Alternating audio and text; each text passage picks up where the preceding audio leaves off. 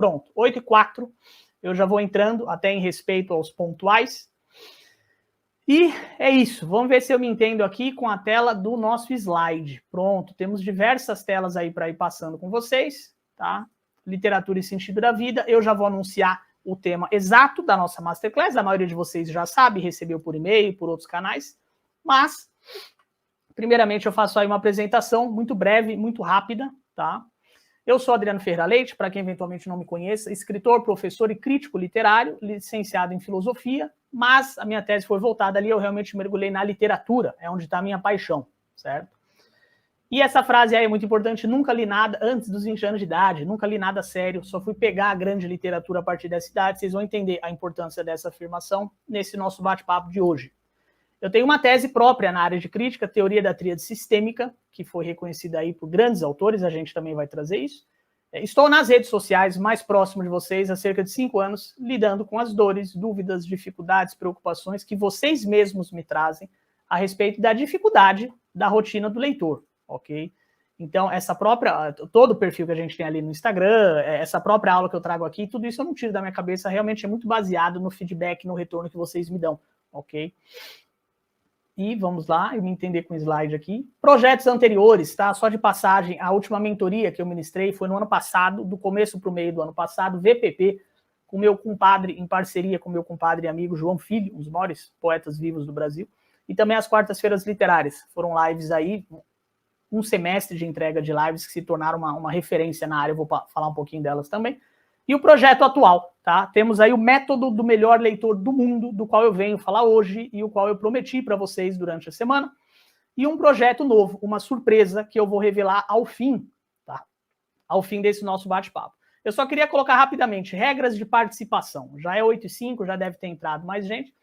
É uma questão muito delicada. Eu estou 100% presente aqui. Eu sei que alguns de vocês estão no ônibus, no metrô, na rua, cuidando de uma criança na sala, e talvez não dê, mas aqueles que puderem, uma regra básica de participação nossa, esteja 100% presente. Se for possível, se está na sala assistindo TV junto, vai para o quarto, vai para um canto, coloca um fone, presta atenção, tenta fazer esse mergulho, essa imersão no bate-papo que a gente vai fazer hoje.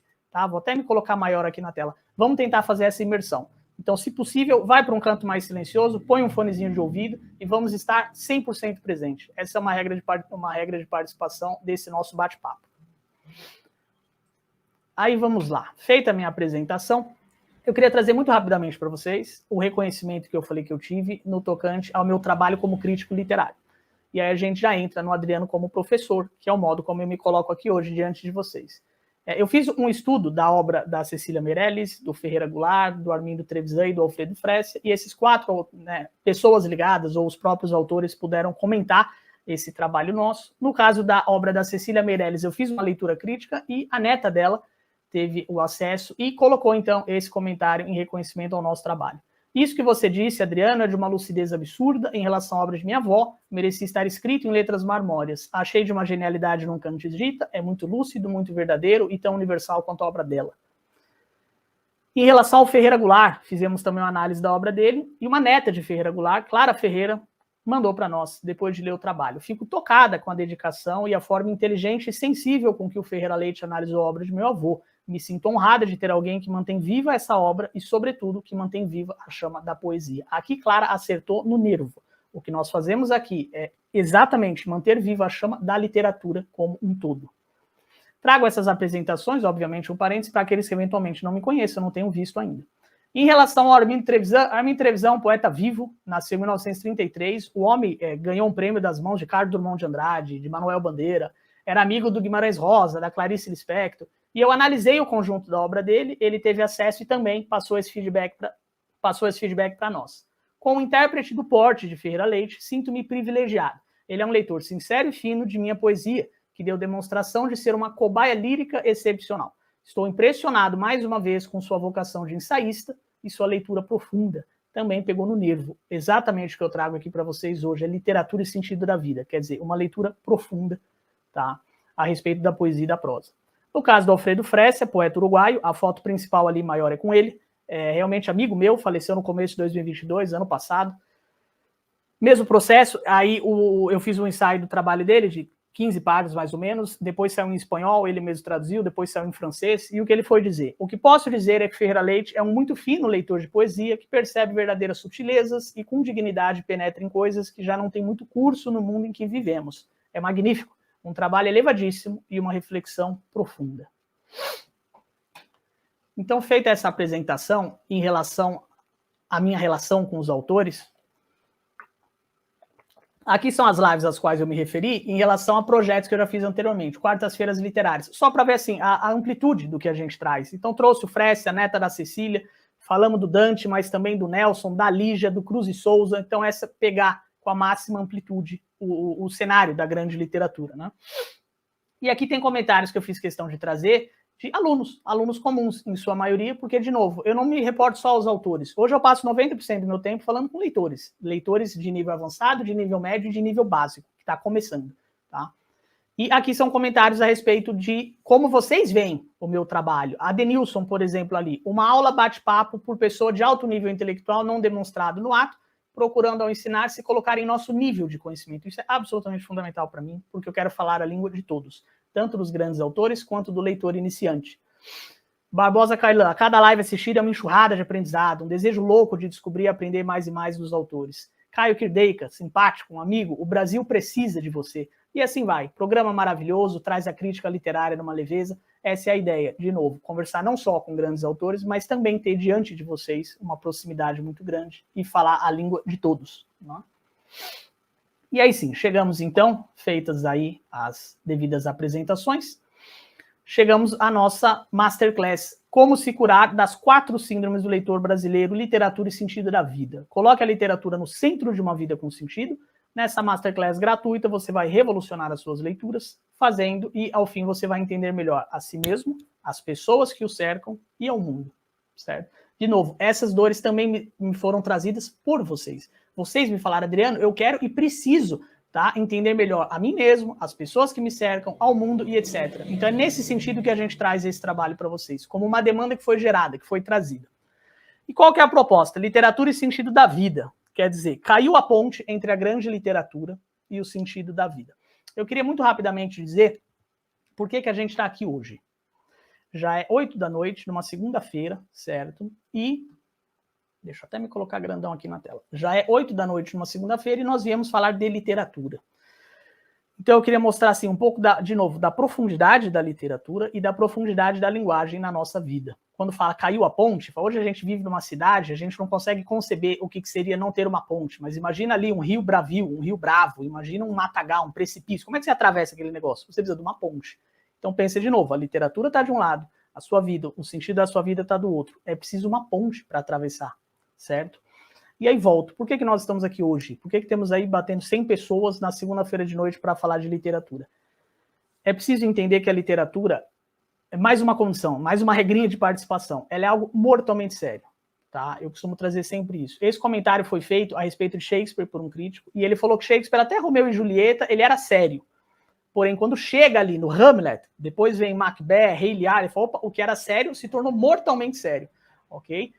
Dostoiévski passou pela mesma coisa, sempre foi um grande autor, Humilhados e Ofendidos, Notas do Subterrâneo, tudo que ele fez ali, Gente Pobre, tudo isso era muito bom, era sério. Só que depois do Crime e Castigo, aí ele se tornou mortalmente sério. Crime e Castigo, Idiota, Irmãos Karamazov é um outro nível. Então, de novo, Machado também passa pela mesma coisa. Machado, ele se afastou um tempo e voltou com Memórias Póstumas de Brás Cubas, acharam que o homem tinha ficado louco, de tão diferente aquilo era do que ele tinha feito antes.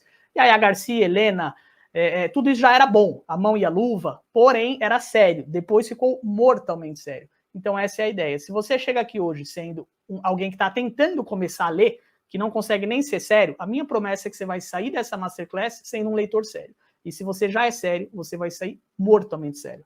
Essa é a proposta, e é por isso que a gente está aqui hoje. Então, de novo, caiu a ponte entre a literatura e o sentido da vida, e a minha promessa de entrega aqui é que a gente consiga reerguer essa ponte nesse nosso bate-papo. De novo, eu vou acelerar, senão a gente não chega. Tem bastante coisa boa pela frente para a gente aprofundar. Então, passaremos por 4 pilares. Vamos reerguer a ponte entre esses 2 extremos, ok? Pilar 1, os valores certos, contra o que nós estamos lutando. Pilar 2, como se curar das 4 síndromes, que é a grande promessa, né, o subtítulo da aula.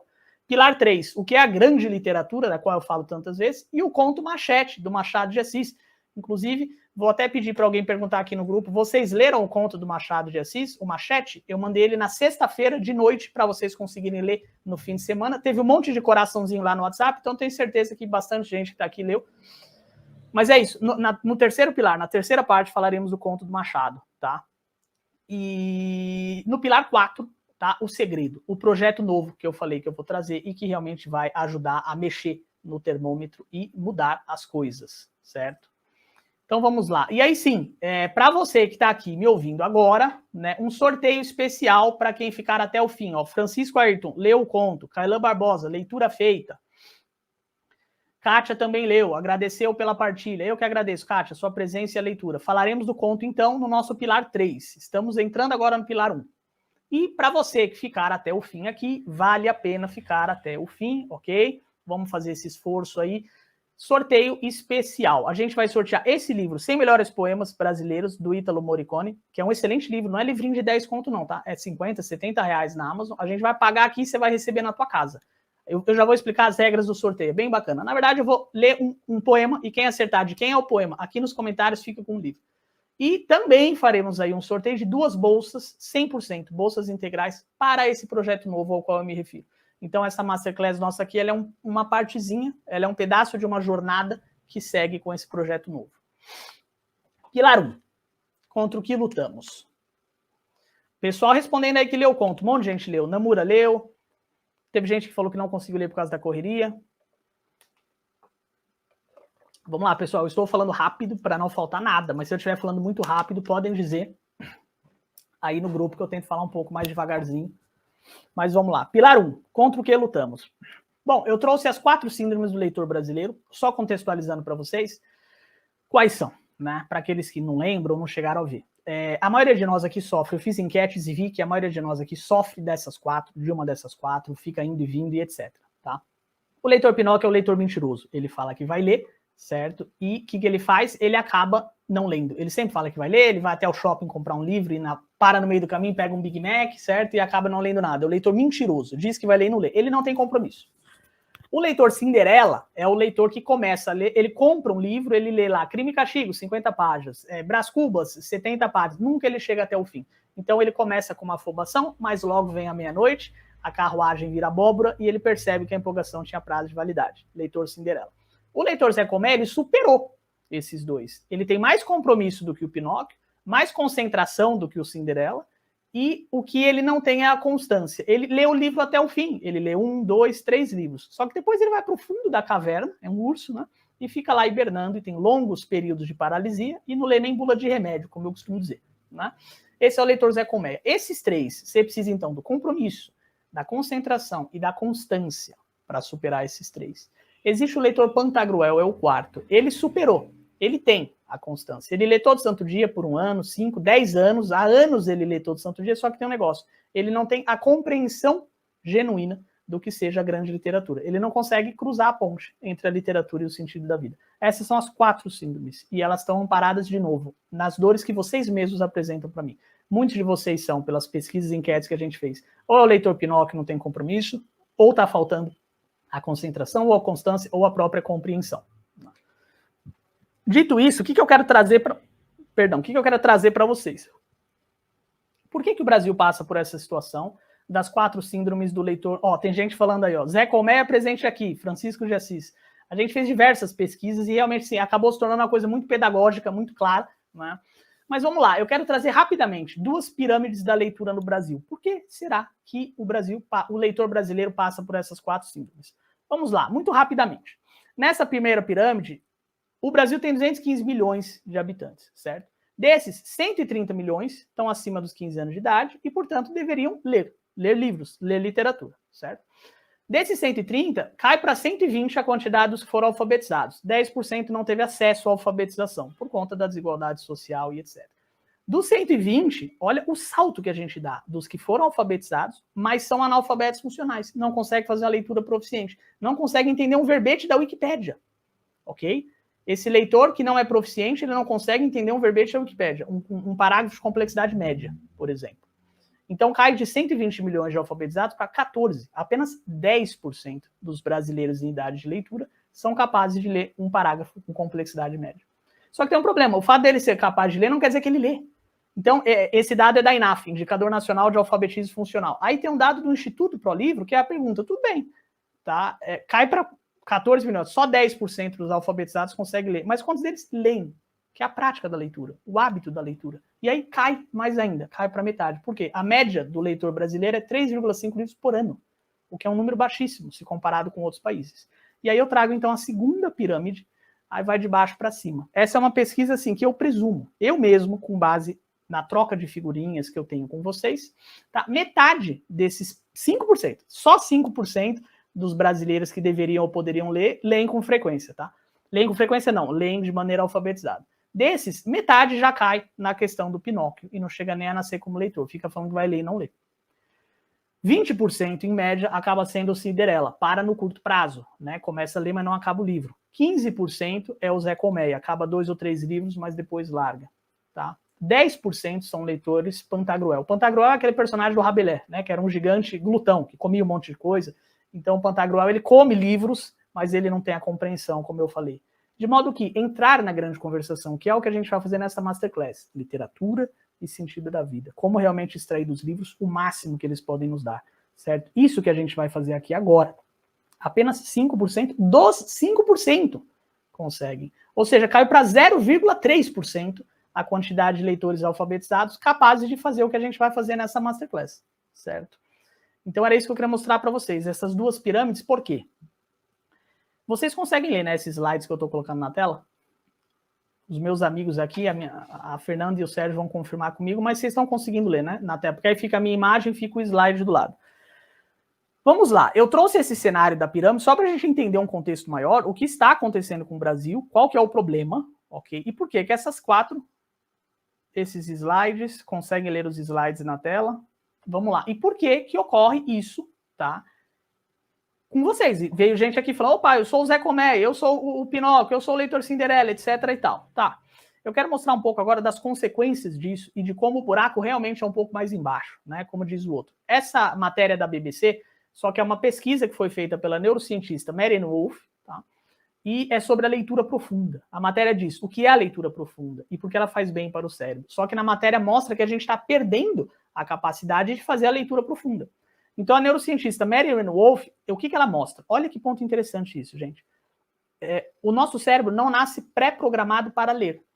Por exemplo, você nasceu com uma programação no seu cérebro para andar e para falar. Se você for colocado junto de pessoas que andam e falam, você vai aprender a andar e vai aprender a falar. Mas se você é colocado junto com pessoas, tá, que não conseguem, se você é colocado junto com pessoas que leem, você não vai conseguir ler por conta. Você tem que aprender a ler. O seu cérebro não está pré-programado. Então, o que acontece quando a gente é alfabetizado? Isso cria conexões neurais e cria circuitos cerebrais novos no nosso cérebro.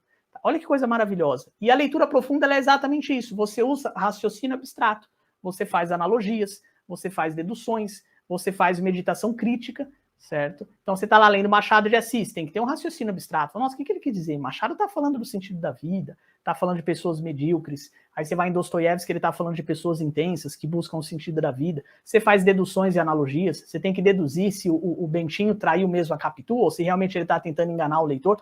Tudo isso cria conexões neurais e circuitos cerebrais em nós. Isso é a leitura profunda. Isso desenvolve, como está aí, a sua inteligência, a sua sensibilidade, sua criatividade, sua memória. Agora, qual que é a pergunta? O oposto de leitura profunda não é tanto a leitura superficial, é a leitura digital, certo? Eu não sei se vocês sabem a quantidade de palavras que nós lemos hoje em dia. Eu ia até fazer a pergunta aberta, mas eu não vou deixá-la tão aberta assim, para não demorar. Mas hoje nós lemos 100 mil palavras em média por dia, todos nós, com o celular na mão. Plá, plá, plá. O que acontece? O nosso cérebro criou conexões neurais e circuitos cerebrais. E essa leitura profunda. Ele ganhou a capacidade de fazer leitura profunda, só que ele está perdendo essa capacidade. Isso se chama neuroplasticidade.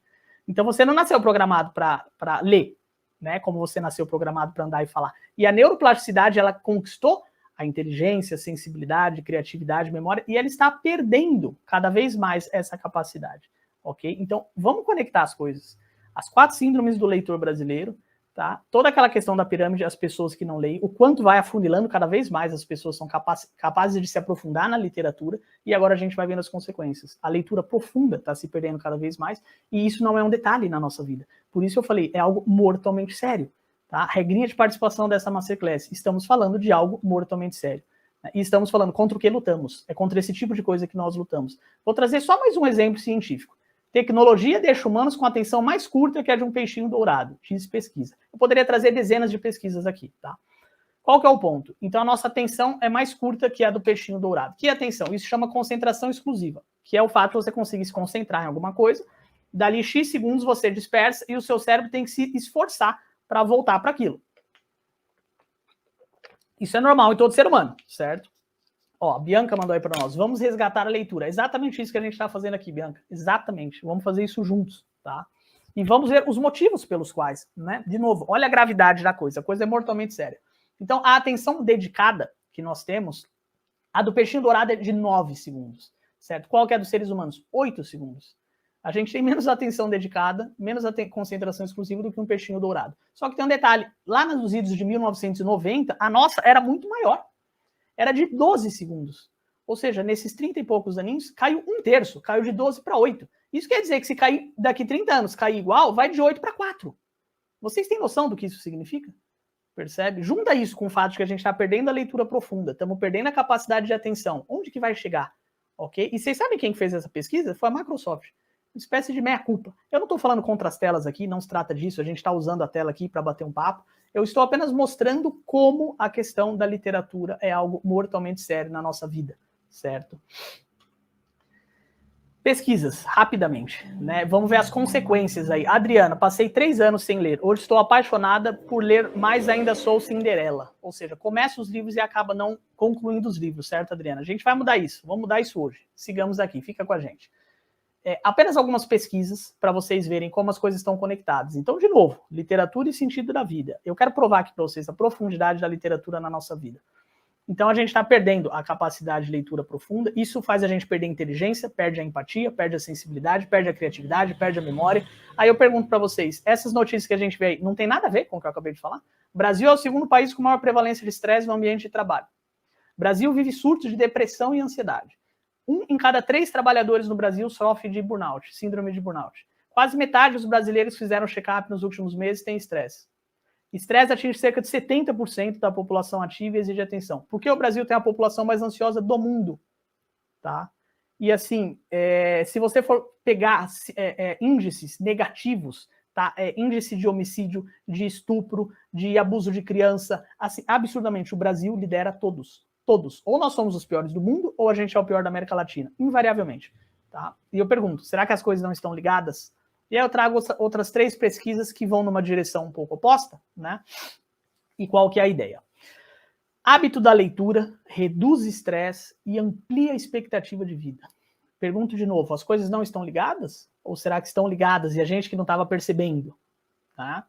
Hábito de leitura pode ajudar a prevenir doença de Alzheimer. Aquilo que a gente falou, a neuroplasticidade do cérebro, as conexões neurais, certo? Que o seu cérebro vai fazendo com a prática da leitura diária, com aprofundamento, com o pensamento abstrato, com as deduções, com os raciocínios, lembra?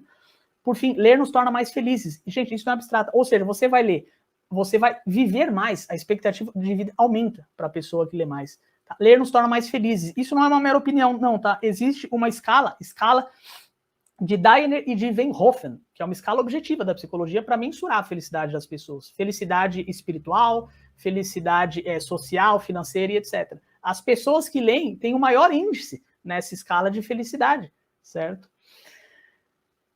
Então, o que eu quero dizer com tudo isso? Temos as 4 síndromes, temos todo esse cenário cultural, ok? Temos a ponte que caiu entre a literatura e o sentido da vida. E aí, o que eu ouso trazer aqui pra gente? A traição das instituições e dos intelectuais. Estava espiando aqui o chat com a minha equipe para ver se não está pegando fogo em algum lugar, mas eu acho que não. A traição das instituições e dos intelectuais. Tá? Educação brasileira está em último lugar em ranking. O que eu quero dizer com isso daqui? A frase que está ali embaixo. Se você não fizer por si mesmo, ninguém vai fazer. Porque nós estamos nessa Masterclass, 8 horas da noite, na segunda-feira, falando sobre a profundidade da literatura. Quais são as instituições intelectuais que nos traíram? Por que a gente tem essas 2 pirâmides que eu mostrei antes? Por que no Brasil ninguém lê? Quem lê não entende. E quem lê e não entende, para. E mesmo quem lê e entende, para depois. Por que esse caos? Ok? As escolas deveriam fazer algo e não fazem. As faculdades deveriam fazer e não fazem. A própria ABL, Academia Brasileira de Letras, deveria fazer, talvez. A Casa de Machado de Assis, a Casa de Joaquim Nabuco, eu acho que deveria. Também não faz. Os jornalistas, os críticos, eu pus só 4 exemplos aí. Educação brasileira está em último lugar no ranking. Tá? E tem o exame PISA, que não é esse aí. O Brasil perde para Serra Leoa, Costa Rica, Ruanda, países imensamente pobres, estão na nossa frente em educação. Faculdades, 96% das faculdades brasileiras não têm os critérios para oferecer formação de qualidade. Aí a ABL, Ronaldinho Gaúcho recebe a maior honraria da Academia Brasileira de Direito. Gente, não tem nada contra o Ronaldinho Gaúcho. Inclusive, adoro a história de superação dele. Tem até a foto do moleque jogando ali descalço. Adoro casos de superação e de motivação. Mas não é disso que eu tô falando. Ele receber a maior honraria da ABL, enquanto a gente vive aquelas 2 pirâmides que eu mostrei da leitura no Brasil, é no mínimo um descaso, né? Dar prêmio para Bruna Surfistinha, Ronaldinho Gaúcho. Último exemplo ali de um crítico. Em releitura de Dom Casmurro, escritor baiano afirma que Capitu e Bentinho participavam de troca de casais. Que importante, né? Olha que maravilha. Então a gente vai ler o Dom Casmurro e falar que Bentinho fazia ménage à trois, fazia swing, eu sei lá o quê. De novo, é a traição das instituições e dos intelectuais. É contra isso que a gente luta, para poder resgatar a ponte entre a literatura e o sentido da vida. E como eu disse aí, se você não fizer por si mesmo, ninguém vai fazer. Se a gente não fizer aqui, segunda-feira, às 8 da noite, ninguém vai fazer, certo? E aí eu queria colocar um pouco aí da minha foto, eu trouxe isso durante a semana, como que eu cheguei no diagnóstico das 4 síndromes e o que isso tem a ver com você que está me ouvindo aqui agora. Ó, perfeita sua colocação, professor, faz todo sentido, vivemos uma decadência cultural.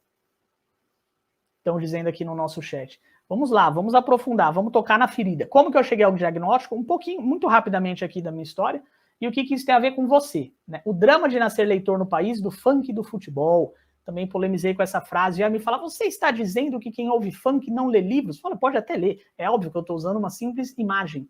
Aliás, cuidado, né? Níveis de analfabetismo funcional. Não entender uma ironia ou não entender uma hipérbole, né? Níveis de analfabetismo. Quando eu falo isso, eu estou apenas criando uma imagem. Eu estou apenas usando uma retórica. É o drama de você nascer inteligente e de você nascer leitor no país do carnaval, certo? Alguém disse, fala mais devagar, senão eu não entendo muita coisa do que você disse. Eu vou tentar, Lucas, eu prometo. É que eu estou de olho aqui no horário. Eu não quero estender, mas eu vou falar mais devagar. Lucas Melo. Vamos que vamos. Como que eu cheguei, então, Lucas e todos os demais, no diagnóstico das 4 síndromes? E o que isso tem a ver com você? Aí tem fotinhos minhas, né? Nasci uma criança normal, aí eu ali na escola era um pouco meio maluco da cabeça, ali tinha 2 rapazes, né, pondo a mão no meu ombro, tava fingindo que eu era o poderoso chefão. Aí tem eu ali quase brigando com um rapaz, tem eu de roqueiro, também nada contra o rock, ainda ouço rock, né? Mas estou ali com uma cara de doido. Aí vem a minha digníssima, comemorando o aniversário dela, Fernanda Federici, está aqui com a gente, eu a amo muitíssimo. Ela foi meu primeiro raio de luz, o segundo foi a literatura. Depois tem eu ali com o autor André Bianco de fantasia, porque eu comecei a ler literatura com 17, 18 anos de idade e foi lendo Harry Potter, foi lendo fantasia. E aí só depois, então, tem uma foto ali já do meu perfil no Instagram. Eu começo a ler seriamente já com 20, 21 anos de idade, e o primeiro livro que eu peguei foi O Feijão e o Sonho, do Origenes Lessa.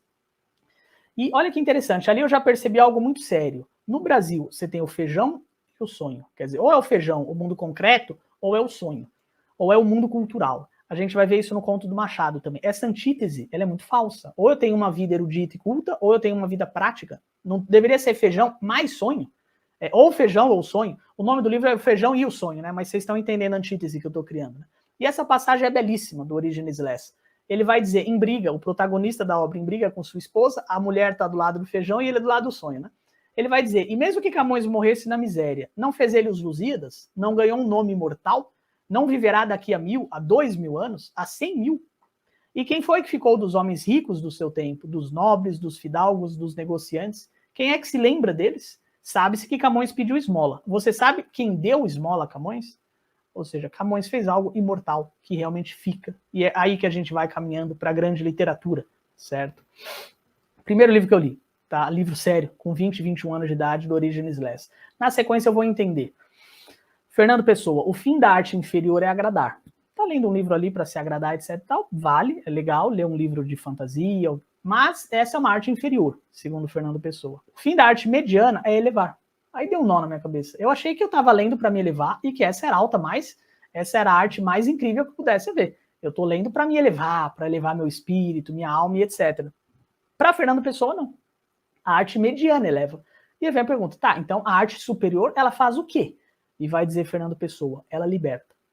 Quando eu vi isso, eu percebi, eu falei, eu sou um leitor Pantagruel. Foi aí que eu comecei a entender a coisa. Então a arte mediana eleva, não se trata de elevar, trata-se de libertar. Trago até uma outra fase, nosso maravilhoso Mário Quintana.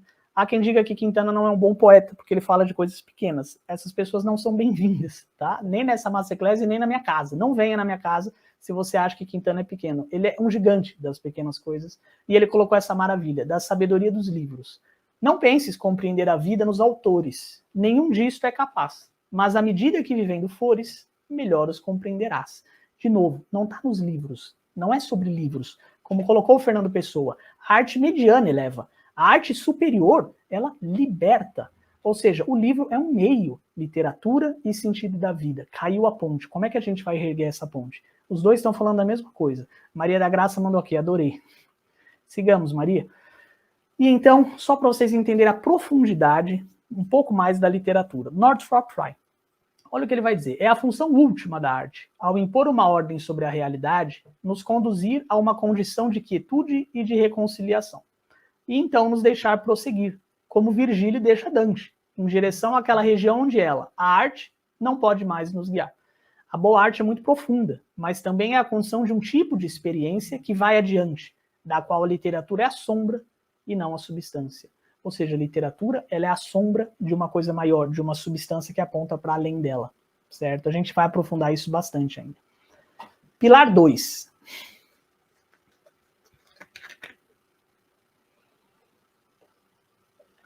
Elias Borges falou, meu Deus, Quintana é um gigante.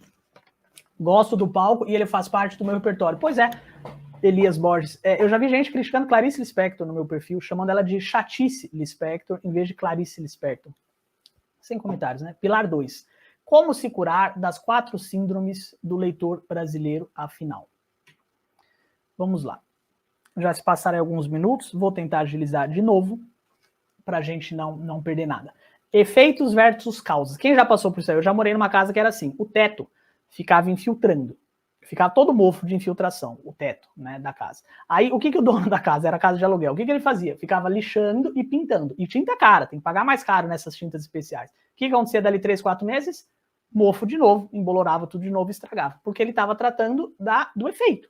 Ele não estava tratando da causa. É isso que a gente vai fazer aqui. Eu não vim dar dicasinhas de como ter mais concentração, mais constância, etc e tal. Eu não vim dar hacks, dicas. A gente está vendo a coisa com uma ótica profunda. A gente vai tratar a causa, não os efeitos da síndrome, tá? Então aqui é um exemplo do teto. O que você tem que fazer se está infiltrando e está dando bolor e está dando mofo o tempo inteiro no seu teto? Você tem que subir no telhado e ver qual é a causa. A água da chuva, é a sua caixa d'água, qualquer coisa assim. Então entramos aqui, né? Qual que é a pergunta? Como se curar das 4 síndromes do leitor brasileiro? É isso que eu vou entregar para vocês. Então, primeiro entendendo a relação entre efeito e causa. A gente está falando aqui do quê? A gente vai ter que tratar na causa, não no efeito. Eu passei a semana inteira falando para vocês. Leandro Carvalho, grande amigo tá aí, Leandro. Aliás, Leandro Carvalho foi aluno nosso na mentoria antiga, na mentoria anterior que eu dei no ano passado.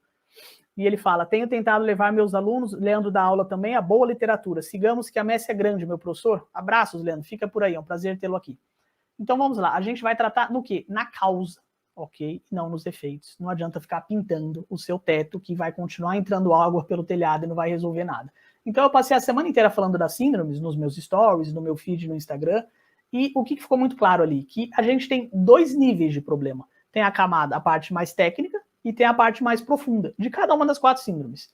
Leitor Pinóquio, por exemplo, falta compromisso. Ele fala que vai ler e não lê, é um mentiroso. A parte técnica, a gente consegue resolver. Eu vou passar bem rápido aqui para vocês qual é a parte técnica e qual é a profunda. A parte técnica de você não ter compromisso nas suas leituras, por exemplo, você tem que fazer uma agenda de leitura e uma lista de leituras. Eu criei os 3 passos do melhor leitor do mundo para resolver isso. Nos 3 passos do melhor leitor do mundo, eu já ensinei diversas pessoas a fazer. Leia todo santo dia. Adriano, como é que eu vou ler? Aí eu falo, você tem que encontrar 9 janelas no seu dia em que você vai ler. De manhã, ou você acorda 15 minutinhos mais cedo e lê. Não deu? Lê no caminho para o trabalho. Não leu? Faz um intervalo no meio do expediente, antes do horário do almoço, e lê 15 minutinhos. São dicas práticas. Você faz uma agenda de leitura. Qual é o dia e a hora que você vai ler? Você faz uma lista de leitura. Eu ensino a fazer uma lista com equilíbrio. Leia prosa e poesia. Não lê só um ou outro. Leia o clássico e o contemporâneo. Leia Quando fala do clássico contemporâneo, por exemplo, você não vai ler só Homero, você vai ler Hemingway também. E leia o nacional e o internacional. Então, assim, fazer uma lista de leitores, essa parte técnica. Se a gente fizer trabalhar isso daqui legal, você já supera a síndrome do leitor Pinóquio. Só que tem um ponto mais profundo, que é justamente, por que você lê livros? Colocaram aqui, meu pé de manga folhado. Estou aprendendo muito nesta Masterclass. Certamente tornarei-me um leitor melhor. Vamos lá. Aí Carlos Eduardo colocou, quem diz que Clarice Lispector é chatice Lispector, bom sujeito não é. Exato, Carlos. Por isso eu falei, não é bem-vindo na Masterclass e nem na minha casa. Também não é bem-vindo na casa do Cadu, do Carlos Eduardo. Sigamos. Então vamos lá. Com essas dicas técnicas, você já consegue superar o problema do compromisso. Mas foi o que eu falei, eu não vim aqui dar hacks. Gente, desculpa, mas você vai no YouTube agora e escreve dicas de concentração na leitura. E vê um monte de coisa. Eu não vim aqui entregar isso. Qual que é a parte profunda? Por que você lê livros? Eu já fiz essa pergunta muitas vezes para leitores. A pessoa não sabe responder. Sigamos. Parte 2 da Cinderela, falta de concentração. Tem uma parte técnica. Eu ensino, por exemplo, que as pessoas, eu costumo brincar que quando elas vão ler, o cara está aqui para ler o livro e ele quer fechar o foco. Por isso que ele não consegue ter concentração. Ele fica. Mas o melhor de tudo é que no rosto aberto das mulheres e dos varões como em água que e fica, eu brinco que fica fechando o foco focado. E você não deve fechar o foco quando você vai ler algo. Você deve abrir o seu foco para não perder a concentração, certo? Vou dar um exemplo. Você está lendo Meus 8 Anos, poema maravilhoso de Casimiro de Abreu.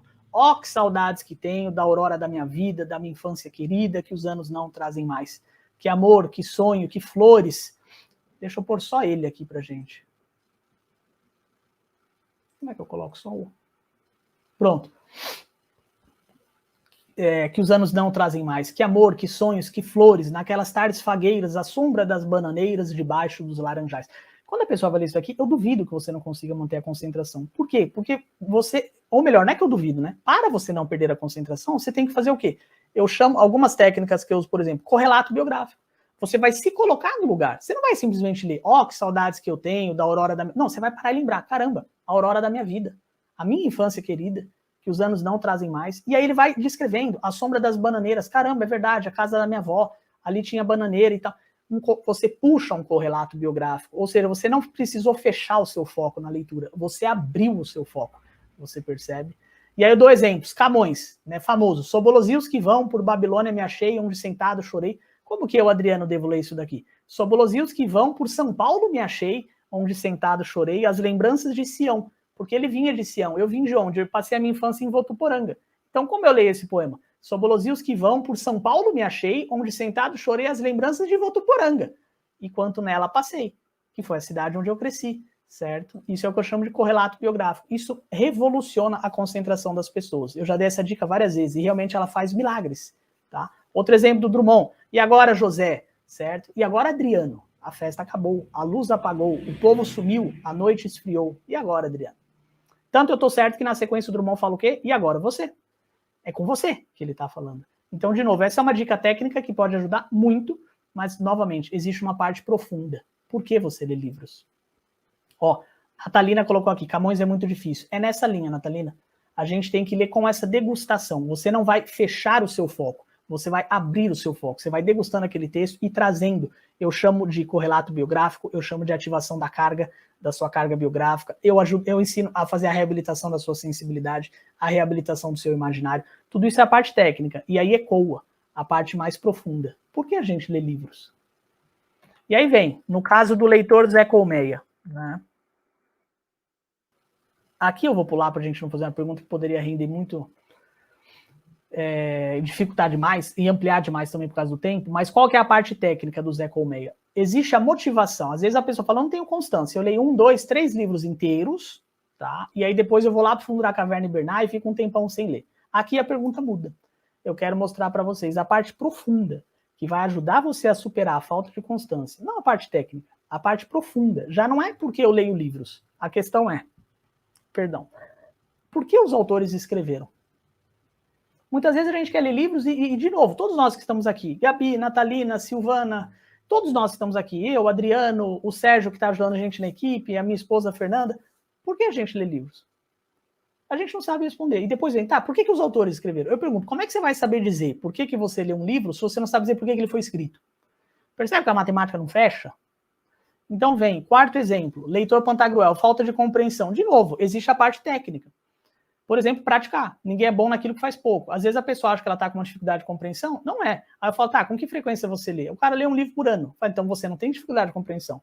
Você ainda não cumpriu compromisso, concentração e constância. Ninguém é bom naquilo que faz pouco. É como você ir na academia uma vez no ano e querer sair o Arnold Schwarzenegger. Você entende? Hoje o pessoal fala o quê? Shape trincado, bumbum na nuca. Ninguém fica com bumbum na nuca e shape trincado em 30 minutos. Tá? Então, às vezes, a falta de compreensão não é falta de compreensão. Na verdade, é falta de prática. Ninguém é bom naquilo que faz pouco. E aí, de novo, aí tem né, dicas que eu costumo dar de como fazer notas, de como ter um diário, como fazer revisão e resumo, etc. e tal. Né? Novamente, a pergunta profunda. Por que os autores escreveram? Então, eu quero trazer essa ótica mais diferenciada. Vamos por partes. Por que a gente lê e por que os autores escreveram? Eu espero agora não estar falando tão rápido.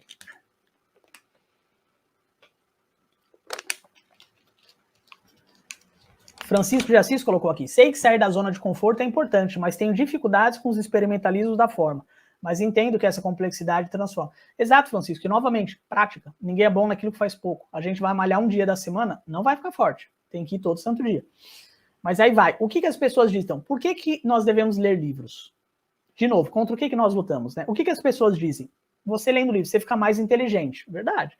Você desenvolve a sua memória. Eu mesmo falei isso. Você desenvolve a criatividade. Pensamento crítico, você vai falar melhor e escrever melhor, você vai aumentar o seu vocabulário. Tudo isso é verdadeiro.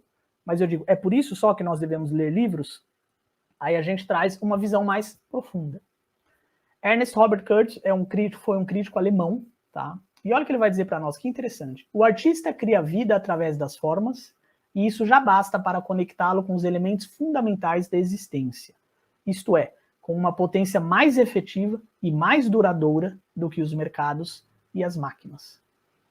Ou seja, a arte, a escrita, o livro nos coloca acima do mercado e da máquina. Eu fiz uma live durante a semana com o Raul Martins e a gente estava conversando sobre isso. Teve uma época na minha vida que eu ia trabalhar, que eu ficava a 2 horas de distância do trabalho, e eu ficava 2 horas no ônibus e no metrô, e depois eu voltava mais 2 horas, e eu saía de casa, meus filhos estavam dormindo, porque era 5 da manhã, quando eu voltava eles já estavam dormindo de novo, porque já era 10 da noite, tá? E isso é o mercado, esse é a correria, o oba-oba do mercado, das máquinas e etc e tal. Como é que a gente vai superar isso e ter uma vida com sentido efetivamente? Para o Curtis é com a arte, é com a leitura, com a literatura e com os livros. Ou seja, ok, a gente lê para ficar mais inteligente, para desenvolver a memória, mas aqui a gente já vê que o buraco é um pouco mais embaixo. A gente lê por motivos mais sérios e mais profundos. Literatura e sentido da vida. Vamos refazer a ponte? Você vê que aqui não tem. O que o pessoal diz? Ninguém fala, você lê para encontrar o sentido da sua vida. Eu nunca ouvi uma pessoa falar isso. É para desenvolver criatividade, pensamento crítico, ficar mais inteligente, etc e tal. Fora o Robert Kurtz, olha o posicionamento do Eugene Webb, que é um crítico canadense. Esse ainda está vivo, está entre nós.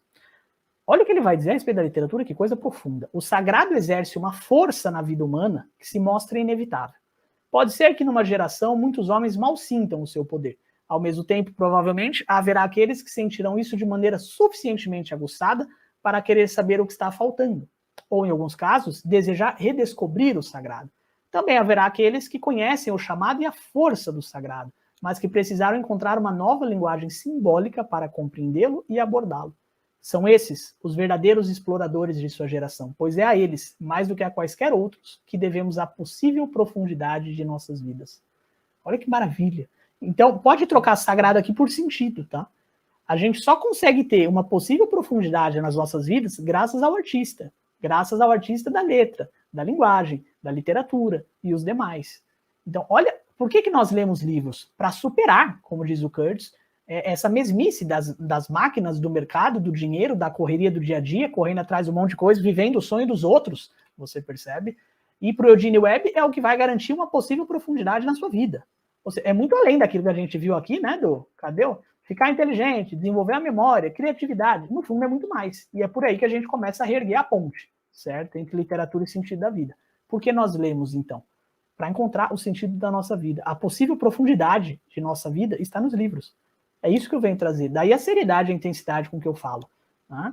E isso é porque nós devemos ler, tá? E porque os autores escreveram. Aí a coisa fica melhor ainda. Né? O que as pessoas dizem? Para criticar a sociedade da época. Ok. Éder Batista falou, um leitor vive 1000 vidas antes de morrer. O homem que nunca lê vive apenas uma. Né? Do George Martin. É uma excelente frase, né? É assim que fala o nome dele, né? George Martin. É exatamente isso, o Éder Batista. E aí, de novo, então, por que os autores escrevem? Né? O que a gente ouve por aí, geralmente? Para criticar a sociedade da época, certamente. Mas será que é só isso? Para denunciar injustiças. Ok, defender os fracos e oprimidos. A maioria deles. Como mero fruto sociológico. Né? O autor não é nem dono da obra dele. A sociedade deveria ser dona da obra dele, etc. Como condicionamentos neuróticos. Né? Por isso eu já falei sobre despsicologizar. Vamos tirar a Clarice do divã, né? Tirando a diva do divã. Eu já polemizei nesse assunto. Ou então apenas para pagar as contas, né? Também às vezes, é verdade, Dostoiévski escrevia para pagar as contas, mas não era só isso. Então vamos ver o lado mais profundo. E de novo, gente, tudo isso que eu estou colocando aqui vai nos ajudar a superar as síndromes, as 4 síndromes do leitor brasileiro, a superar as 2 pirâmides que a gente viu lá no começo e a reerguer, ok, a ponte entre a literatura e o sentido da nossa vida. Olha o que Julián Marías vai dizer para nós, tá? Um filósofo espanhol. É da literatura que surge a possibilidade do pensamento complexo, os mecanismos de indagação, de descobrimento, de concatenação, de justificação, de prova, em suma, a construção de edifícios mentais em que se realizam a filosofia, a teologia, as ciências da natureza ou as humanidades, a indagação da realidade inteira e do que se descobre como possível, desejável ou temível. A literatura é o mais formidável instrumento de dilatação da vida humana. Olha o nível, olha a seriedade. De novo, isso daqui é mortalmente sério. Percebe? O que estava sério, de repente ficou mortalmente sério, ok? Mais um posicionamento. Osman Lins, esse romancista brasileiro de Avalovara, excelente contista, excelente romancista.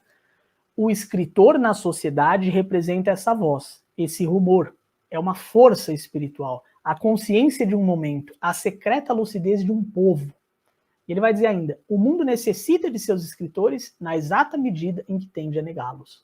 Olha a seriedade com que eles colocam as coisas. Então, por que os autores escreveram? É por causa disso daqui. É quando a gente atina para isso daqui que a gente realmente começa a conseguir mais concentração, mais constância, mais compromisso, mais, percebe? Mais compreensão do que a gente está lendo e etc. Então, de novo, tem dica técnica? Tem, mas também tem a parte mais profunda do assunto, certo? Hortência falou para nós, o escritor com sua arte escreve para encontrar a si próprio. Perfeito, Hortência, eu costumo dizer isso. Todo grande escritor está em busca de um sentido, de uma ordem, de uma cosmovisão. Pilar 3. Eu vou acelerar, senão a gente realmente não chega. Bom, vamos lá.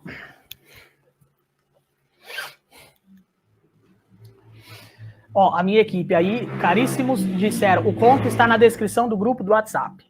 Tá? Ó, Yuri Bittencourt colocou aqui para nós, ficar inteligente, desenvolver a memória, etc., é muito vago. Precisamos encontrar um motivo mais sério, concreto, real para ler. Só pontuando aqui, Yuri, caríssimo, prazer tê-lo aqui. Yuri também foi aluno na mentoria que eu dei no ano passado. Tá, no começo do ano passado. Temos diversas pessoas aqui que já são alunos, já são da casa, né? Para mim é um prazer recebê-los, a todos, tanto os que já são da casa, quanto aqueles que estão chegando. Vamos lá, gente, pilar 3 então, e aí a gente vai para o pilar 4, que é o novo projeto que eu trouxe, o segredo que eu trouxe para vocês. Vamos lá. Pilar 3, o que é a grande literatura? E é agora que a gente vai falar do conto do Machado de Assis, né? Eu vou passar muito rapidamente. Quando eu falo grande literatura, eu estou me pautando em 3 aumentativos. Adriano, eu falo porque tem gente que usa o termo alta literatura, eu não gosto muito assim. Eu sei o que é grande literatura. Ela é pautada em 3 aumentativos. A grande conversação, quem usa é o Mortimer Adler, que é o primeiro da fotinho. A grande humanidade, quem usa o termo é o Lima Barreto, o segundo ali. E o grande código, que quem usa é o Northrop Frye, que é foi um crítico canadense também espetacular. Então, o que é a grande literatura? Aqui a gente vai restaurar a ponte entre a grande literatura e o sentido da vida, certo? Então ela é composta de grande conversação. Para Mortimer Adler, o que é a grande conversação? Um bom livro traz ensinamentos sobre o mundo e sobre você mesmo. Você não só aprende a ler melhor, como também aprende sobre a vida. Fica mais sábio. Não apenas mais culto. Os livros que não trazem nada além de informação também podem produzir esse sentido, deixar você culto, erudito. Não. Você fica mais sábio. Adquire uma consciência mais aguda das grandes e duradouras verdades da vida humana. Mortimer Adler. Essa é a grande conversação. Então, os livros que fazem isso, né? Os livros que deixam a gente com a consciência mais aguda das grandes e duradouras verdades da vida humana, essa é a grande conversação. Essa é a grande literatura. Quando você fecha aquele conto, aquela crônica, aquele romance, aquele poema e fala, cara, de onde eu vim? Onde eu tô? Para onde eu vou? Qual é o sentido da vida? É sobre isso. Tá? 2. A grande humanidade. Lima Barreto é uma maravilha absoluta, né? Isso é do diário do Lima Barreto. Estou com 27 anos, tendo feito uma porção de bobagens, sem saber positivamente nada, ignorando se tenho qualidades naturais, escrevendo em explosões, sem dinheiro, sem família, carregado de dificuldades e responsabilidades. Lima Barreto teve uma vida desgraçada que absolutamente ele não merecia, né? Mas enfim. Mas de tudo isso, o que mais me amola é sentir que não sou inteligente. Mulato, desorganizado, incompreensível e incompreendido. Era a única coisa que me encheria de satisfação. Ser inteligente. Muito e muito. A humanidade vive da inteligência, pela inteligência e para a inteligência. E eu, inteligente, entraria por força na humanidade. Isto é, na grande humanidade de que quero fazer parte. Então vontade de chorar, né, quando a gente lê isso no meu Barreto. Única observação, ele está redondamente enganado a respeito de um ponto. É óbvio que ele era inteligente, ele era um gênio. Lima Barreto foi um dos maiores escritores do Brasil. Também já vi gente criticando Lima Barreto, não gosto muito não, tá? Ele escrevia mal, escrevia errado, besteira. Lima Barreto é um dos maiores patrimônios que o Brasil tem, né? E olha que maravilha. Então ele está falando da grande humanidade. A grande humanidade vive pela inteligência e para a inteligência. Junta isso com o que o Curtis falou lá atrás. Nós lemos para superar o quê? A dimensão do mercado e das máquinas. Lima Barreto não quer entrar só no mercado e nas máquinas e ficar na oba-oba da correria, trabalhar 2 horas de casa. Tá, e o que vai dar sentido para minha vida? A grande humanidade, que vive da inteligência e para a inteligência. Isso é você pensar com a sua própria cabeça. Isso é você pensar por conta. Hoje tem muita gente que fala que pensa por conta, que pensa com a própria cabeça e não pensa. Está simplesmente repetindo um monte de ideologias que ouviu aqui e acolá. E por fim, né, colocando aí o que é a grande literatura, então, a grande literatura ela é a grande conversação, que é quando você começa a entender que os livros trazem as grandes questões humanas, de onde eu vim, onde eu estou, para onde eu vou, qual é o sentido da vida. Quando você entende isso, você vai para o nível 2, você entra na grande humanidade, que vive da inteligência.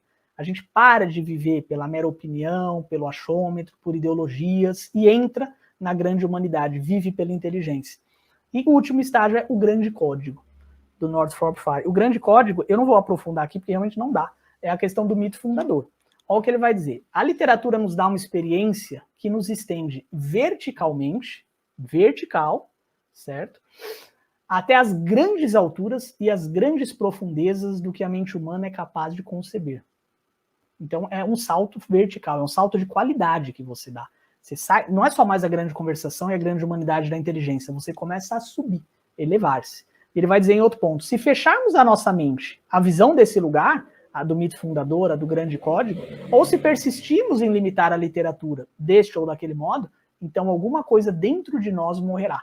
Talvez a única coisa que nos importe manter viva. Gente, olha a seriedade desses caras. Né? Vou até colocar meu rostinho aqui para ver vocês mais de perto. Eu não falei no começo, né? O meu desejo era estar... Temos aqui 130 pessoas. O meu desejo era estar presencialmente com cada um de vocês em uma sala. A tecnologia tem essas ambiguidades, né? Por um lado, ela nos permite conectar com um monte de gente, e por outro lado, ela nos afasta terrivelmente. Então, enfim, a minha vontade era estar pertinho de vocês, por isso que eu ampliei aqui. Gente, olha a seriedade desses caras. Eu vou colocar de novo o Northrop Frye aqui. Começa a ficar um pouco mais claro. No Brasil, raramente você vê alguém ter essa visão. Como a gente falou antes, é a traição das instituições e dos intelectuais. É prêmio para Ronaldinho Gaúcho, prêmio para Bruna Surfistinha. A questão é assim, vivemos um colapso cultural. Ok? O Brasil vive um colapso cultural. Apenas 0,3% das pessoas em idade de alfabetização são capazes de entrar na grande literatura que eu estou colocando aqui. Isso é um colapso cultural. Isso é um cataclismo, isso é uma hecatombe, eu costumo dizer. Ok? Olha a seriedade com que esses caras falam da literatura, né? Que o Northrop Frye acabou de colocar aqui. Então, quando a gente faz isso daí, quando a gente limita a literatura, alguma coisa dentro de nós morre. Talvez a única coisa que nos importe manter viva. Ele está falando do sentido da vida. Ele está falando da ponte entre a literatura e o sentido da vida. E eu pergunto, você acha que se você conseguir assimilar isso daqui, você vai ser o leitor Pinóquio? Cinderela? Zé Colmeia? Pantagruel? É evidente que não. Então é por aí que a coisa vai. Eu posso trazer dicas e requisinhos? Pode. Mas, ao mesmo tempo, nós precisamos tratar da questão na sua máxima profundidade. Ok? E aí vem. Por que, afinal, não conseguimos entender a grande literatura? Vimos a questão das pirâmides, vimos a questão das 4 síndromes. vimos as consequências aí sim, não só no Brasil, né? Aquele negócio da leitura profunda não é só o Brasil que está perdendo, é o mundo inteiro, ok? A leitura digital, o cabra lê 100 mil palavras por dia e não consegue assimilar nada, ok? Não é só o Brasil, é claro. A parte do peixinho dourado também não é só o Brasil, inclusive quem fez a pesquisa foi a Microsoft, beleza, né? Mas vamos lá. Já as duas pirâmides que eu mostrei é Brasil, não é o mundo inteiro. Só o Brasil tem 0,3% de pessoas alfabetizadas capazes, né, de ler esses autores fundamentais que dão o norte e a dignidade da nossa vida. Gabi Mel falou aqui, você falou tudo. O Brasil vive um colapso cultural. Sou professora de língua portuguesa e está cada vez mais difícil incutir o hábito da leitura em meus alunos. Pois é, parece que o sistema simplesmente não foi feito para isso. O sistema foi feito para dar prêmio para o Ronaldinho Gaúcho e para Bruno Surfistinha. De novo, não tenho nada contra nenhum nem outro, tá? Bruno Surfistinha tá lá vivendo a vida dela com o trabalho dela, não tem nada a ver. Ronaldinho Gaúcho, adoro o caso de superação da história de vida dele. Mas não é disso que a gente está falando. A gente está falando do que a Gabi Mel colocou aqui. Pô, e aí, quem que vai incutir o hábito da leitura nos alunos? Quem que faz isso? Eu venho aqui, um bobão, tá? 8 horas da noite na segunda-feira, falar de um assunto que ninguém mais fala. E tem que ser na internet, porque se você tenta falar nas instituições, você não consegue. Então é disso que a gente está tratando. E aí vem, por que afinal não conseguimos entender a grande literatura? O conto do Machado. Chegamos a ele. O nosso maior. Aí sim, Lima Barreto é gigante, amo Lima Barreto de paixão, mas Machado é o que eu costumo dizer, já falei até para minha esposa, para vocês verem que é sério, eu morreria pela obra de Machado de Assis. Eu não morreria por nenhum político, não morreria por nenhuma ideologia, mas eu morreria pela obra, de verdade, se tivesse uma guerra, ó Adriano, a gente vai lá defender a obra do Machado, senão vão tacar fogo em tudo, eu me alistaria no mesmo dia, eu vou lá e assino o alistamento, tá? Porque eu morreria por Machado de Assis e por sua obra. Grande é Machado, eu costumo dizer. A ele não o superaram nem o Morro, nem os medíocres, nem a morte. Né? O Morro não superou Machado, os medíocres, e foram muitos tentando puxar o tapete dele, invejosos, obviamente, e nem a morte superou Machado. Né? Nós passaremos e Machado estará aí. Bom, muita gente falou que leu o conto. Eu faço uma pergunta aberta para vocês. Qual você acha que é o tema do conto? O Machete do Machado de Assis. Enquanto isso, Lua colocou aqui, por que afinal não conseguimos entender a grande literatura? Ele põe, pode ser por falta de interpretação dos textos. Certamente, Lua, foi exatamente o que a gente colocou aqui. Essa parte de interpretação seria um pouco do leitor Pantagruel, quer dizer, ele lê. Os outros também têm, né? Mas o leitor Pantagruel, ele está sempre lendo, ainda assim ele não consegue atingir a compreensão profunda, a interpretação efetiva dos textos. Aí, como a gente falou, existe uma camada superior disso. Por exemplo, Lua, quanto mais a gente lê, melhor a gente fica na leitura. Igual malhar. Quanto mais você vai lá puxar ferro, empurrar o chão, mais forte você vai ficar. A mulherada quer fazer o bumbum na nuca. Tem que malhar, tem que queimar músculo, senão não vai conseguir. Com a leitura é igual. Né? Com a leitura é igual. A interpretação vai ficando melhor conforme a gente vai fazendo. Se a pessoa lê 2 vezes por semana, não dá. Para reclamar, o cara tem que falar, tem 1 ano que eu tô lendo todo santo dia e não melhorei na interpretação. Aí beleza. Né? Agora, se a gente tentou só um pouquinho, vai por mim. Ninguém é bom no que faz pouco. Realmente é batalhar um pouco mais, suar um pouco mais. Essa é a parte técnica. E a parte profunda é tudo que a gente está pondo aqui, né? Mas é excelente a colocação do Lua Salles, exatamente isso. Aí vai, qual você acha que é o tema do conto do Machete? Por isso que eu pergunto, por isso que eu sempre coloco essa pergunta. Às vezes, o pessoal acha que o conto é o trio amoroso. Eu vou até colocar aqui um resumo biográfico. Nós temos 3 personagens principais. Inácio Ramos, tá? Bati no microfone, espero não ter feito um barulho aí no seu ouvido de vocês aí. Inácio Ramos, a Carlotinha, que é a esposa dele, e Barbosa, que é um amigo do casal. Inácio Ramos nascera para o violoncelo. Ele era sensível, erudito, tocava violoncelo para a mãe dele. Tá?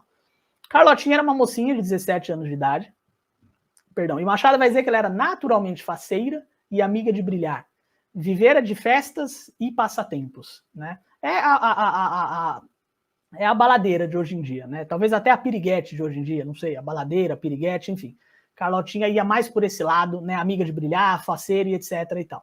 E o Inácio Ramos era o que a gente chamaria de nerd, o nerd de hoje em dia, né, o gravatinha borboleta, ok? E tem o Barbosa, então. Barbosa, ele era, na visão do próprio Machado, era um espírito medíocre, avesso ao direito, ele fazia direito, estudava direito, avesso ao direito que, aliás, forcejava por meter na cabeça. Ou seja, temos esses 3 personagens. Então, Inácio Ramos é erudito, Barbosa, tá? É um espírito medíocre, e tem a Carlotinha ali no meio, tá? E aí volta a pergunta. Qual é o tema do conto? Colocar aqui no grupo, por exemplo, ser ou parecer? Eis a questão. Muito interessante, já vai exatamente na direção do que a gente vai trazer aqui. Né? De novo, eu coloquei isso porque às vezes o pessoal fala, o tema do conto é o trio amoroso, tal como no Dom Casmurro, etc e tal. E não. Aqui a gente realmente tem um outro tema. O verdadeiro tema do conto, tá? é cultura popular, que você tem o Barbosa, que toca o machete. Esqueci de falar, né, gente? Machete é uma espécie de cavaquinho. Ou seja, de um lado você tem o Inácio Ramos, que é casado com Carlotinha, e ele toca, certo, violoncelo, né? E do outro lado você tem o cara do cavaquinho, ok? Então o verdadeiro tema do conto é a cultura popular do cavaquinho versus a cultura erudita, né, do violoncelo. Um dado interessante aqui, a visão cultural do próprio Machado de Assis é uma visão de que realmente existe uma cultura superior e uma inferior. Não sou eu que estou dizendo isso. Ele vai colocar, por exemplo, Barbosa tocando, e Machado diz, a perícia era, na verdade, grande, o instrumento é que era pequeno. Ou seja, o cara tocava cavaquinho bem, mas para Machado o cavaquinho é inferior, não é erudito, certo? E aí vem, o que ele tocou não era Weber nem Mozart. 2, uma outra passagem, que rivalidade era aquela entre a arte e o passatempo? Ou seja, o próprio Machado está colocando para nós que o conto é, de um lado, o cultural e o erudito, e do outro lado, o passatempo, certo? Uma coisa pequena. Né? E mais pessoas colocaram aqui, qual que é o tema do conto? Relações humanas e arte. A fragilidade da autoestima diante da opinião do outro. Isso é muito interessante, diante da opinião dos outros. Rony Santos colocou a questão do valor humano e cultural. Rony Santos chegou bem perto, exatamente o que a gente vai colocar aqui. Vocês acertaram, a maioria de vocês acertou, né? Pega um pouquinho de cada, e é exatamente o ponto que a gente vai trazer aqui. Peraí, é um conto sociocultural. Um estudo profundo da alma brasileira. Vamos ver a importância desse conto, gente. Olha essa passagem que interessante. O rapaz mandou aqui para nós. Tenho 15 anos e essa aula foi mais espetacular e única que já vi até hoje.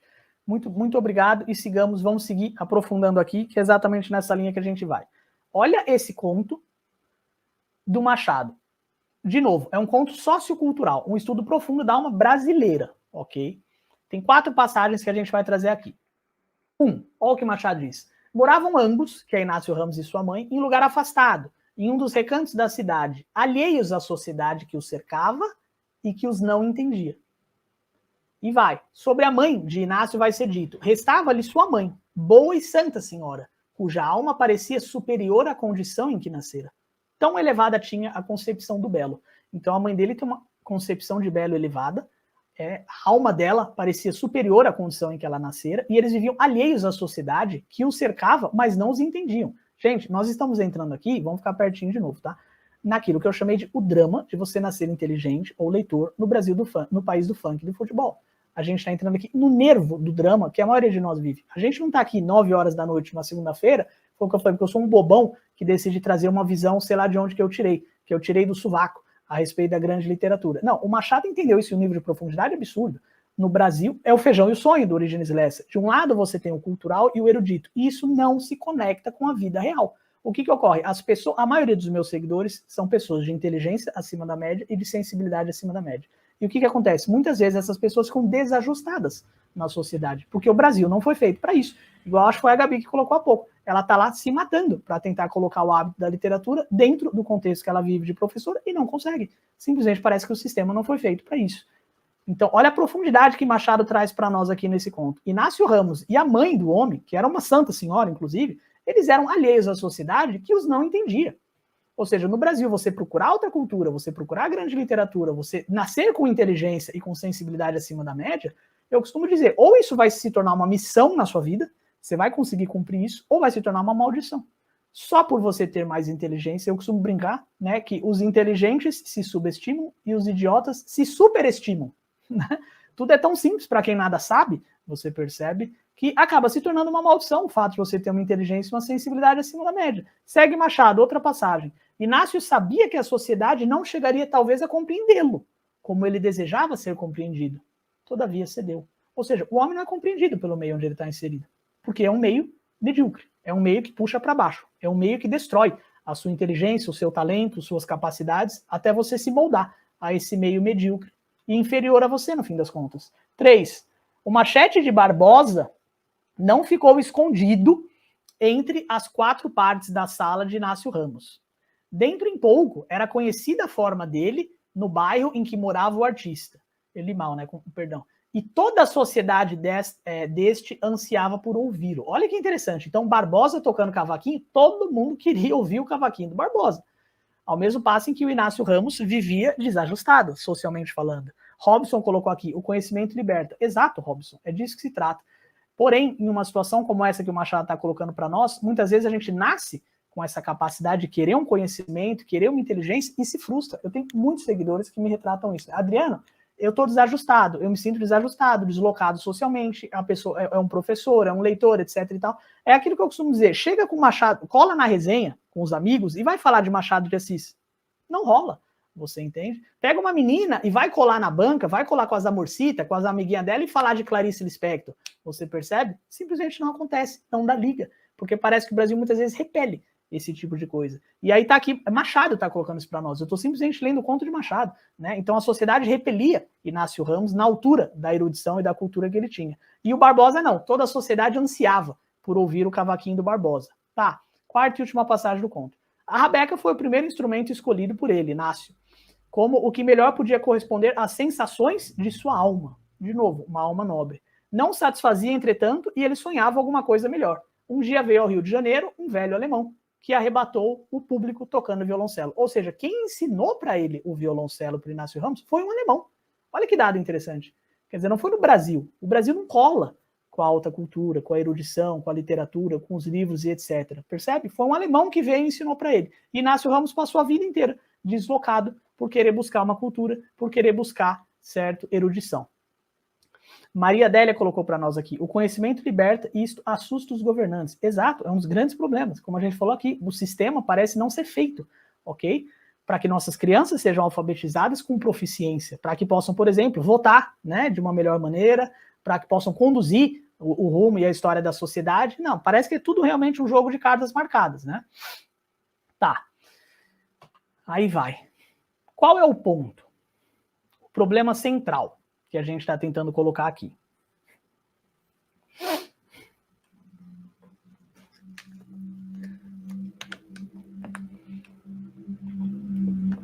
É muito do que a gente trouxe aqui. Esse drama, ok, do que é nascer inteligente no país do carnaval, no país do oba-oba, no país em que não é fácil pegar Machado de Assis e falar, vou dialogar com Machado de Assis. Desculpa, não vai. Aí foi a foto que eu coloquei ali para vocês no começo. Então quer dizer que eu abri Machado com 20 anos e estava tudo bem. Eu considero que eu perdi 10 anos da minha vida até conseguir ler a poesia que eu mostrei da Cecília, do Ferreira Goulart, e a neta desses autores veio elogiar, o Alfredo Fresse, o Armindo Trevisan, até eu chegar nesse nível. De eu realmente escrever um artigo, escrever um ensaio, mandar para o autor, e o autor falar, Adriano, você entendeu a minha obra em um nível de profundidade que ninguém nunca entendeu. Eu tive que apanhar muito na cara até isso acontecer. Quando eu comecei a ler, até eu perceber que eu não estava dialogando com Machado de Assis, é aquele negócio que o Fernando Pessoa colocou. Né? A arte inferior, ela agrada, ok? Aqui de cabeça, né? A arte inferior agrada. A arte mediana, ela eleva. Eu estava vivendo elevado. Muitas vezes a gente vem aqui e fala, amo Machado, amo Lima Barreto, adoro isso e aquilo, não sei o quê. Gente, vamos lá.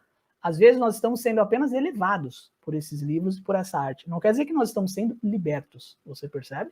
E aí vai dizer Fernando Pessoa, a arte que liberta é a arte superior. Como que a gente faz? De novo, a ponte entre literatura e o sentido da vida. Então, qual é o ponto? O problema central. Eu falo porque às vezes a gente não está entendendo os livros e a gente não entendeu o que não entendeu.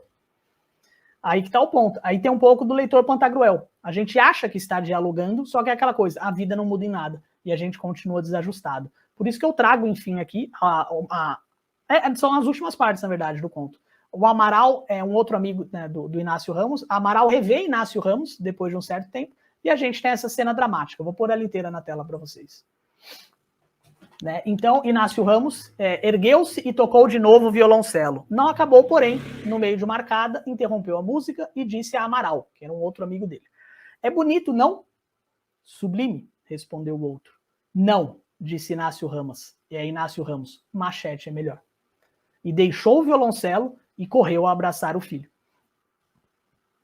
Sim, meu filho, exclamava Inácio Ramos. Hás de aprender Machete. Cavaquinho. Cavaquinho é muito melhor que violoncelo, é o que ele está dizendo. Mas que há? Articulou o estudante. Nada, disse Inácio. Ela foi-se embora, falando de Carlotinha. Foi-se com o Machete, com o Barbosa. Não quis o violoncelo, que é grave demais. Tem razão, Machete é melhor. E Machado finaliza, Machado de Assis. A alma do marido chorava, mas os olhos estavam secos. 1 hora depois, enlouqueceu. Enlouqueceu. Ou seja, isso aqui é o risco a que todos nós corremos por simplesmente procurar cultura no Brasil. Então o homem fica doido e ele enlouquece. Ele acaba odiando aquilo que ele amava, certo? Ele amava a alta cultura e a mulher dele preferiu fugir com o cavaquinho porque ele tocava violoncelo. No fim, ele não sabe nem o que dizer pro filho. Tá ali ele com o filho e fala, não, meu filho, quer fazer uma coisa boa na sua vida? Vai tocar cavaquinho. Como que dizer, meu filho, quer fazer alguma coisa da vida? Para de ler Machado de Assis, vai ler, não vou citar nomes aqui para não ofender ninguém, mas vocês entendem o que eu tô falando, né? Vai ler qualquer porcaria, tá? Vou citar os nomes. Vai ler Paulo Coelho, vai ler Augusto Cury, tá? É mais ou menos isso que ele tá querendo dizer, você entende? Desiste do violoncelo e vai tocar o negócio do cavaquinho, né? Então, olha o drama que Machado de Assis percebeu, 100 anos atrás, mais de 100 anos atrás. Machado morre em 1908, eu acho, né? Em meados de 1910, Machado morreu. Gente, aquele problema tava lá e tá aqui agora. Continua assim, não é isso?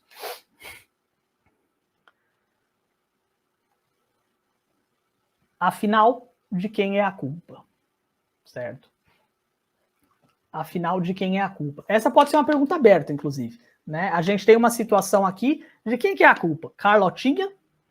Barbosa? Quem que é o pior no conto? Ó, Rômulo diz para nós, Rômulo fez uma boa irritação, saindo daqui vou comprar um cavaquinho. Rômulo, eu gosto de samba, tá? Eu adoro samba. Inclusive eu uso samba para fazer o que eu chamo de reabilitação da sensibilidade. Ninguém pode ser, o Rômulo tá na tela com a gente, Rômulo Mariano, ninguém pode se considerar brasileiro sem fazer uma imersão profunda no samba e no sertanejo. Ninguém. Tá? Se você não ouvir ali Cartola, se você não ouvir o samba raiz e o sertanejo raiz, você realmente não pode ser brasileiro. Né? A gente precisa, para fazer essa reabilitação da sensibilidade, de modo que, obviamente, eu não estou falando do cavaquinho, assim como eu não estava falando do Ronaldinho Gaúcho, e nem sequer estou criticando funk, nem nada disso. A gente está falando da questão cultural do que é a grande literatura para os próprios autores. Né? A gente mostrou o próprio Machado de Assis, como que ele via o cavaquinho, etc.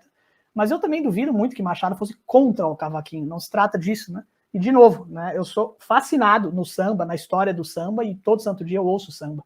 Não é disso que se trata, né? Mas aí vai. Afinal, de quem é a culpa? Então, assim, a culpa é de Carlotinha? É de Barbosa? Né? Carlotinha tem um pouco de culpa porque, bem, traiu o marido. Né? Barbosa desfrutou da intimidade do casal para levar a mulher do melhor amigo embora. Também é um canalha. Mas o que a gente vai colocar é o quê? A culpa é... Claro que não é a culpa completa, mas Inácio Ramos também tem culpa. Rômulo falou agora, perfeito, professor. Exatamente, Rômulo, nessa é a linha. Aliás, uma das propostas aqui, né, sem afetação. Eu costumo dizer, sejamos inescandalizáveis. Eu não estou afetando superioridade em relação a nada. Nem em relação a prostitutas, nem em relação a funk, nem em relação a cavaquinho, nada. A ideia não é afetar nada aqui, é simplesmente trazer o que os grandes autores falaram a respeito do que eles mesmos estavam falando. Né? E aí eu coloco a pergunta, então. Ok, nós temos aí, de novo, de quem é a culpa? A culpa é de Carlotinha, a culpa é de Barbosa, mas a culpa também é de Inácio Ramos. Ele errou no sentido de justamente como que ele vai traduzir, como que ele vai colocar o feijão e o sonho, que a gente falou lá no começo. E eu coloquei a minha própria experiência diante de vocês, né, que eu comecei também deslocado. O feijão de um lado, o sonho do outro, eu não conseguia fazer da liga. Inácio Ramos não conseguiu dar a liga entre a alta cultura, entre a literatura e o sentido da vida. Ele não conseguiu reerguer essa ponte, e a vida dele simplesmente se perdeu. E eu já vi isso acontecer com pessoas que nasceram com uma inteligência acima da média, com uma sensibilidade acima da média, e simplesmente não conseguiram refazer a ponte. Aí vem, de quem é a culpa? É nossa, é sua que me ouve, é do próprio Inácio Ramos, é minha, é de cada um de nós. Até que a gente realmente consiga reerguer essa ponte e colocar a alta cultura, a grande literatura, no seu lugar devido. E superar as 4 síndromes, por exemplo. E aí vem, então, o que fazer a esse respeito. Chegou a hora de revelar, já vamos aí para mais de 1 hora desse conteúdo. Eu tentei falar um pouco mais rápido para poder entregar. Muita gente aqui perguntou se essa aula ia ficar gravada. Eu confesso que eu vou ter que perguntar para a minha equipe aqui se a gente vai gravar. Talvez fosse interessante no sentido de vocês poderem reouvir e pegar cada uma das dicas que foram dadas. A gente deu dica de como superar a síndrome do leitor Pinóquio. Tem como fazer, é só ter uma agenda de leitura, uma lista de leitura. Eu dei exercícios práticos para como você superar a síndrome de Cinderela, ok? Que não consegue manter a concentração. Eu falei de você ampliar o foco em vez de você fechar o foco. Lemos poemas aqui para dar um exemplo. Então seria muito interessante, talvez, realmente, algumas pessoas retomarem essa aula. Demos dicas práticas a respeito de como você manter a constância e deixar de ser o Zé Colmeia, como você fazer com a compreensão para deixar de ler, para deixar de ser o Pantagruel. Só que ao mesmo tempo foi o que eu falei, eu não trouxe só hacks, dicasinhas técnicas. Isso você realmente encontra aqui no YouTube mesmo. Você joga ali dica de foco na leitura, viu um monte. A proposta aqui é trazer justamente essa outra face né? Gabi disse ali, professor, parabéns, seu conteúdo é irretocável, estou fascinada. Então vamos, Gabi Mel, que é a professora que está entre nós, vamos para a melhor parte. O que fazer a esse respeito? Chegou a hora de revelar o segredo do novo projeto, certo? Kaila Barbosa falou, fui anotando algumas partes, professor, ótimo, a gente vai ver de depois de liberar a aula para vocês, porque, de novo, o que eu falei até aqui já traz soluções. Eu entreguei o que eu prometi. Literatura e sentido da vida, como fazer essa ponte? Você tem que entender o que é a grande literatura, conforme aquelas passagens que a gente trouxe, do Northrop Frye, do Mortimer Adler, do Lima Barreto, tá? E isso vai refazendo a ponte entre a literatura e o sentido da vida e vai nos curando das síndromes. Mas, como eu falei no começo, isso é uma partezinha de uma jornada maior, certo? Ó, a Lê falou entre nós também, adoraria poder rever essa aula. Seria bom demais, professor. A gente vai ver essa possibilidade, mas para agora eu tenho algo melhor do que essa aula, certo? Vamos lá. Chegou a hora de revelar o segredo do novo projeto. Simplesmente vamos mudar o jogo para sempre. Qual é a promessa que a gente traz com essa Masterclass gratuita? Pilar 4. Chegamos então no quarto pilar que vai nos ajudar a reerguer a ponte entre a literatura e o sentido da vida. Algo que realmente mudará o jogo, como eu falei. Eu começo colocando uma questão. Você sabia que até os grandes escritores precisaram de mentores? Certo? Você pega Machado de Assis, ele teve Manuel Antônio de Almeida, né, do Memórias do Sargento de Melissa, que ajudou muito Machado. E Machado talvez não fosse o Machado, ou pelo menos teria demorado mais para ser Machado sem Manuel Antônio de Almeida. Dostoiévski teve Belinsky. Quando saiu Gente Pobre, Belinsky alçou Dostoiévski às alturas em poucos dias. Carlos Drummond de Andrade teve Manuel Bandeira, se não fosse Bandeira, Carlos Drummond também teria demorado muito mais. Rimbaud teve Paul Verlaine, tiveram até mais, né, do que um caso de mentoria, tiveram um caso de amor mesmo, né, Rimbaud e Paul Verlaine, etc. Então, se até os escritores precisaram de mentores, imagina nós. É o que eu ponho para vocês. Por que eu perdi aqueles 10 anos da minha vida? Porque eu não tive um mentor. Então, eu comecei a ler aos 20 anos de idade, O Feijão e o Sonho. Eu não consegui fazer a ponte entre a literatura e o sentido da vida. Demorou 10 anos até eu conseguir escrever um ensaio para o Alfredo Fressia mandar e ele falar, cara, você fez a leitura mais profunda que eu já vi da minha poesia. Eu falei, agora foi. Agora eu peguei a coisa, certo? E é isso que eu quero trazer para vocês. Isso que eu peguei. Gessi Lima manda para nós. Impressionante aula. Obrigada, professor. Eu que agradeço a presença, Gessi, de você e de todos os mais de 100 alunos que nos ouvem. Então, por que eu perdi aqueles 10 anos da minha vida? Pela falta de um mentor. E aí eu pontuo para vocês. Isso aqui já entrando no projeto novo que eu venho apresentar para vocês. Fazer um convite a vocês. O que o mentor certo faz por você? Um mentor, ele consegue maximizar suas virtudes literárias, igual o pessoal pôs aqui, não tenho concentração, eu vou focar e falar, ó, tá faltando isso, isso e isso para você, e minimiza os seus vícios. Ó, você não tá lendo todo dia, você não tá fazendo isso, não tá fazendo aquilo. Ele é um personal trainer, por assim dizer. O que ele faz? Ele amplia o seu horizonte, enriquecendo as suas referências. O mentor contribui para o equilíbrio entre o seu mundo interior e o exterior, é um anti-Inácio Ramos, ele não deixa que você caia naquela possível loucura em que o Inácio Ramos caiu, porque ele vai falar, cara, você tá ficando afetado, você é um leitor Pantagruel, você é uma pessoa Pantagruel, você tá idolatrando o seu violoncelo e não é por aí. Quando que a gente vai conseguir usar a cultura para realmente se libertar, certo? O que o mentor certo faz por você? Cada um de vocês estão aqui, a Gessi, a Luana, o Kailan, a Gabi Mel e etc. Investimento inteligente. O mentor, ele direciona as suas escolhas de modo que você não vai comprar um mar de livros à toa. Eu comprei diversos livros à toa, que eu não sabia porque eu estava lendo, em que ordem eu estava lendo, como que eu estava lendo. O que mais que ele traz? Edinaldo falou para nós, eu precisava muito dessa aula. Perfeito, Edinaldo, sigamos. Como eu falei, é um pedacinho de um projeto maior. O que mais que o mentor certo faz por vocês? Energia preservada. Você não desanimará, nem irá desistir de ler no meio da jornada. O que acontece com muita gente. Tempo valorizado, tempo é vida. Você não vai ficar perdido dando voltas sem saber o que ler e como ler. O mentor também faz isso. E o mentor, ele reforça o que eu chamo de norte biográfico e o seu propósito na vida. Quer dizer, ele realmente vai reerguer, vai fazer uma jornada com você e falar, ó, tá faltando isso, isso, isso, isso, aponta, faz a caminhada com você e você reergue a ponte entre a literatura e o sentido da vida, certo? Na verdade, mais do que um mentor, o projeto que eu trago pode ficar ainda melhor. Você precisa de um mentor para reerguer definitivamente a ponte entre a literatura e o sentido da vida. Você precisa de um mentor, que é alguém que já dominou essa aventura e conhece o caminho, como eu me tornei após virar professor e após fazer as leituras daqueles grandes poetas que me responderam dizendo que estava muito bom o método. E aí você precisa de um método, como eu falei, uma ferramenta que transforma sonhos em projetos possíveis. Para isso eu criei o método Melhor Leitor do Mundo. Sonho é uma coisa vaga, é uma coisa que se perde. Ah, eu tenho sonho de ter uma casa. Não. Você precisa de quanto dinheiro para ter essa casa? Preciso de 500 mil reais. Tá, e 10 anos você ganha 500 mil reais? E quanto você tem que ganhar em 6 anos para isso? Em um ano? em 6 meses, em 1 mês. Aí quanto que eu tenho que ganhar hoje para comprar uma casa daqui a 10 anos? Isso é um projeto. Então, o método é aquilo que vai transformar um projeto em algo que pode ser feito, que pode ser realizado. E é o que a gente está trazendo aqui. Um mentor, um método e uma missão. Qual que é a ideia? Unir-se com pessoas iguais a você para aprender com os veteranos ou para ajudar os novatos. Para isso, a gente criou, eu e a minha equipe, a comunidade do melhor leitor do mundo. Essa é a ideia. Nascer no Brasil. Se você tocou em um livro uma única vez na sua vida, tocou assim, só de tocar, pronto, você já é um escolhido. Você já nasceu com uma inteligência, uma sensibilidade acima da média. Você não estaria aqui 9 horas da noite na segunda-feira se não fosse. A gente ia se fortalecer por meio de uma comunidade. E toda essa transformação está ao seu alcance agora. Esse é o projeto novo que eu trago para vocês. Mentoria, então acabou a Masterclass, ela é o primeiro passo de uma mentoria que se chama Mentoria Leia para Mudar de Vida. Esse é o projeto novo, esse é o segredo que eu guardei para vocês aí durante as 2 últimas semanas. E a proposta é: aprenda a dominar a arte da leitura profunda e transforme os livros em motores para o seu crescimento pessoal. Certo? A transformação que você quer e precisa está mais perto do que nunca. Então, qual que é a proposta dessa nossa mentoria que eu estou trazendo aqui? Antes da mentoria Leia para Mudar de Vida, a pessoa não domina concentração, constância e compreensão. Antes, ela tenta enriquecer o imaginário sem entender o papel da sensibilidade. Antes, ela tem fetiche por clássicos, alta literatura, igual o Inácio Ramos. Antes da mentoria, a pessoa pode ignorar a relação entre sensibilidade, imaginário e ideário. Antes, pode até entender o sentido de um livro, mas não entende o sentido de ler. Eu fechei o livro, Adriana, eu entendi esse livro, Brás Cubas. Tá, esse é o sentido do livro. Qual que é o sentido de ler? Que foi o que a gente viu no começo. A grande literatura, a ponte entre ela e a nossa vida e etc. Antes da mentoria Leia para Mudar de Vida, a gente pode cair na tragédia de deixar a nossa missão como leitor tornar-se uma maldição. Alguém falou aqui, o conhecimento liberta. Perfeito. E é exatamente isso que a gente está colocando. Para que o conhecimento possa libertar efetivamente, a gente tem que se reconhecer como sendo mais inteligente no país do carnaval.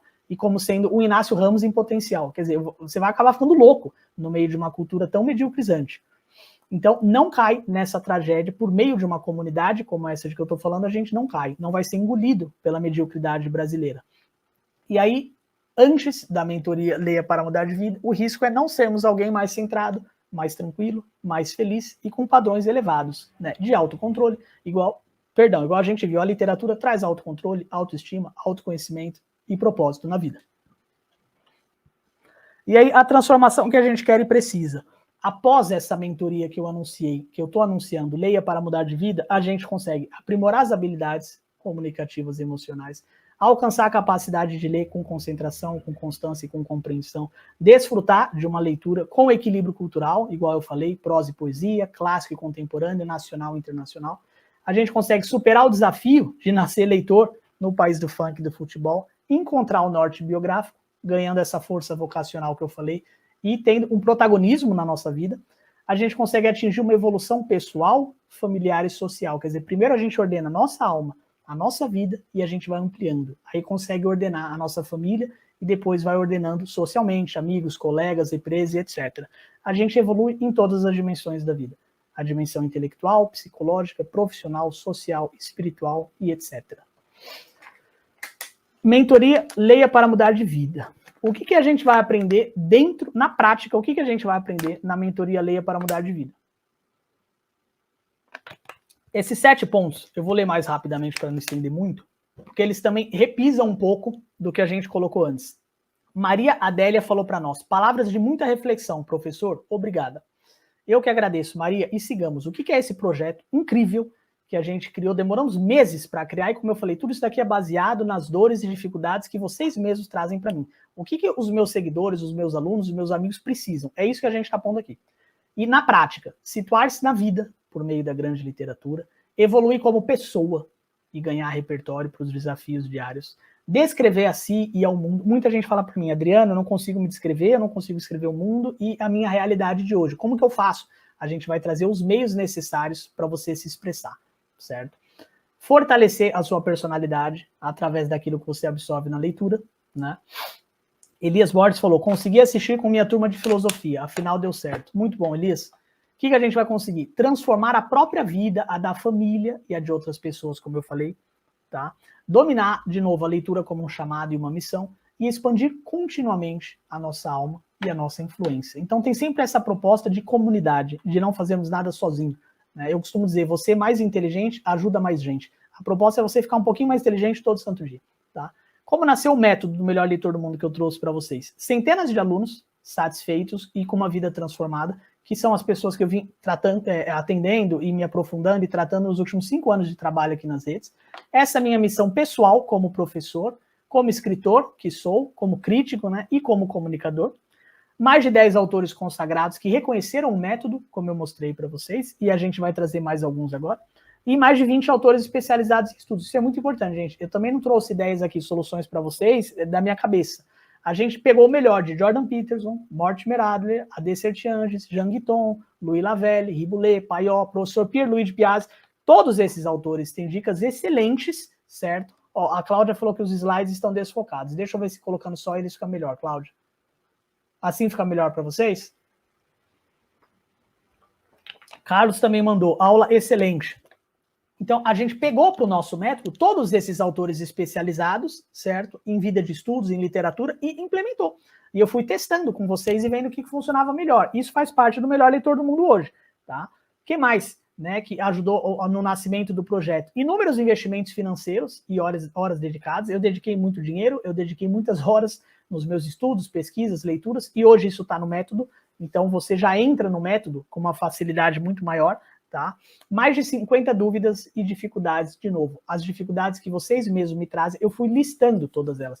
Adriano, quando eu vou ler, eu durmo. Adriano, eu não consigo compreender um livro. Adriano, eu não entendo poesia. Adriano, eu não entendo crônica. Uma visão mais crítica, etc. A gente foi simplesmente listando tudo isso, tá? E implementando, trazendo para dentro do método.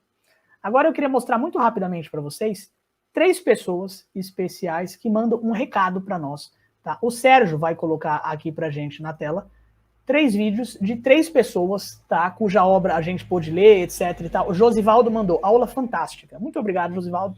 Eu costumo dizer que mais do que um prazer, é uma missão, na verdade. Eu estou aqui realmente vivendo a minha missão, vivendo o meu próprio norte biográfico para poder entregar, para poder dar o que eu tenho, né? Su mandou para nós, gratidão por dividir seus conhecimentos. Parabéns. Perfeito, Su. E agora a gente vai pôr então na tela 3 pessoas especiais que mandam um recado a respeito desse projeto que a gente fez. Muito rapidamente, o João Filho, que é um poeta, a Mariana Machado, que é uma poetisa, e o Beto Queiroz, Adalberto Queiroz, que também é um poeta, e ele é membro da Academia Goiana de Letras, e ele quer também falar uma palavra muito rápida sobre o nosso trabalho. O Sérgio vai colocar aqui pra gente, rapidamente, o vídeo deles, né, Sérgio? Olá a todos, meu nome é João Filho. Eu quero aqui falar um pouquinho do meu compadre e amigo Adriano Ferreira Leite, né? Amigo de literatura e de vida e literatura. Nós já fizemos uma mentoria muito bacana juntos, né? Mentoria Vida, Prosa e Poesia. Foi muito legal ter feito isso, né? Foi enriquecedor para todos, para nós e para os alunos que participaram. Há vários e vários depoimentos. Mas eu quero chamar a atenção o seguinte, para a agudeza crítica do Adriano, né? E também para a sua... Ele tem, assim, são 2 coisas que eu acho fundamentais, né, num professor. Ele não só sabe exercer a crítica literária em sua profundidade e agudeza, né, na prosa e na poesia, mas também é um grande romancista. Então ele, além da teoria, tem a prática e sabe casar as 2 coisas, né? E também, né, vocês já ouviram ele falar, tem uma oratória, assim, realmente, que eu fico sempre encantado. Então, eu convido, aproveitando aqui também, convido vocês a participarem desse grande evento, né? O homem voltou agora com força total, o Instagram, as redes sociais, dia 14/8, né? No YouTube, mas com o link no perfil dele. Então vão lá, confiram, vocês não podem perder essa palestra, esse retorno de Adriano Ferreira Leite, né? E cobrem dele sempre a teoria da tríade sistêmica, que é algo incrível, né? É realmente uma teoria com base na filosofia, né? E também na religião, mas com foco nas artes. Pode ser aplicado na literatura, pode ser aplicado nas artes e na própria vida pessoal de cada um. Então é realmente uma teoria incrível. Vão lá, não deixem de conferir, não deixem de acompanhar o Adriano Ferreira Leite. Valeu a todos, fiquem com Deus e até a próxima. Perfeito. O Sérgio me avisou aqui que ele não conseguiu pôr os 3 vídeos. Ia entrar o vídeo da Mariana Machado, que é uma poetisa, e também do Beto, mas ele não conseguiu colocar. Então eu volto para os slides. Todos esses vídeos estão disponíveis em um link que a gente vai passar agora. Mas sigamos. Sobre o método do melhor leitor do mundo e a mentoria que eu estou passando para vocês, ela ocorre dentro de 7 módulos. Tem o módulo 1, que é para ajudar cada um de vocês a destravar o poder de contar histórias. O módulo 2, que é destravar as habilidades profissionais e sociais, igual a gente viu no conto do Inácio Ramos. O módulo 3, destravar a saúde mental e até corporal. São benefícios que a literatura traz, como a gente viu com aquelas pesquisas. Menos estresse, você fica menos deprimido, menos ansioso, menos angustiado. Módulo 4, destravar os benefícios cerebrais da leitura, inteligência, memória, criatividade. Módulo 5, a reabilitação da sua sensibilidade. Módulo 6, a reabilitação do seu imaginário e do seu ideário. E o módulo 7, a reabilitação do nosso protagonismo. Tudo isso dentro da mentoria que eu estou trazendo para vocês. Como ela vai ser aplicada na rotina? Eu estou falando de uma jornada de 2 meses, são 8 semanas, em que você vai desfrutar de interação e suporte diários através do WhatsApp. Estarei eu como professor e Sérgio como tutor, que eu mencionei aqui, para justamente poder dar esse suporte para vocês diariamente. E todas as semanas, aos sábados, a gente vai ter um encontro pelo Google Meet, fazendo uma imersão nos temas que foram tratados durante a semana. O acompanhamento diário, essa questão que eu coloquei, não somente eu como tutor, não somente eu como mentor próximo de vocês ali no dia a dia, mas também o Sérgio como tutor. E como vai ser aplicado? Material diário. Você vai receber textos diários curtos, com exercícios práticos e apostila de tipo caderno de ativação. Assim você mantém o ritmo constante e evita o abandono que ocorre com muitos cursos. Muitas pessoas me falam, Adriano, eu comprei o curso de tal pessoa, não vou citar nomes aqui, e simplesmente não acabei o curso. Então a gente desenhou um método e uma estratégia com 4 camadas de fixação.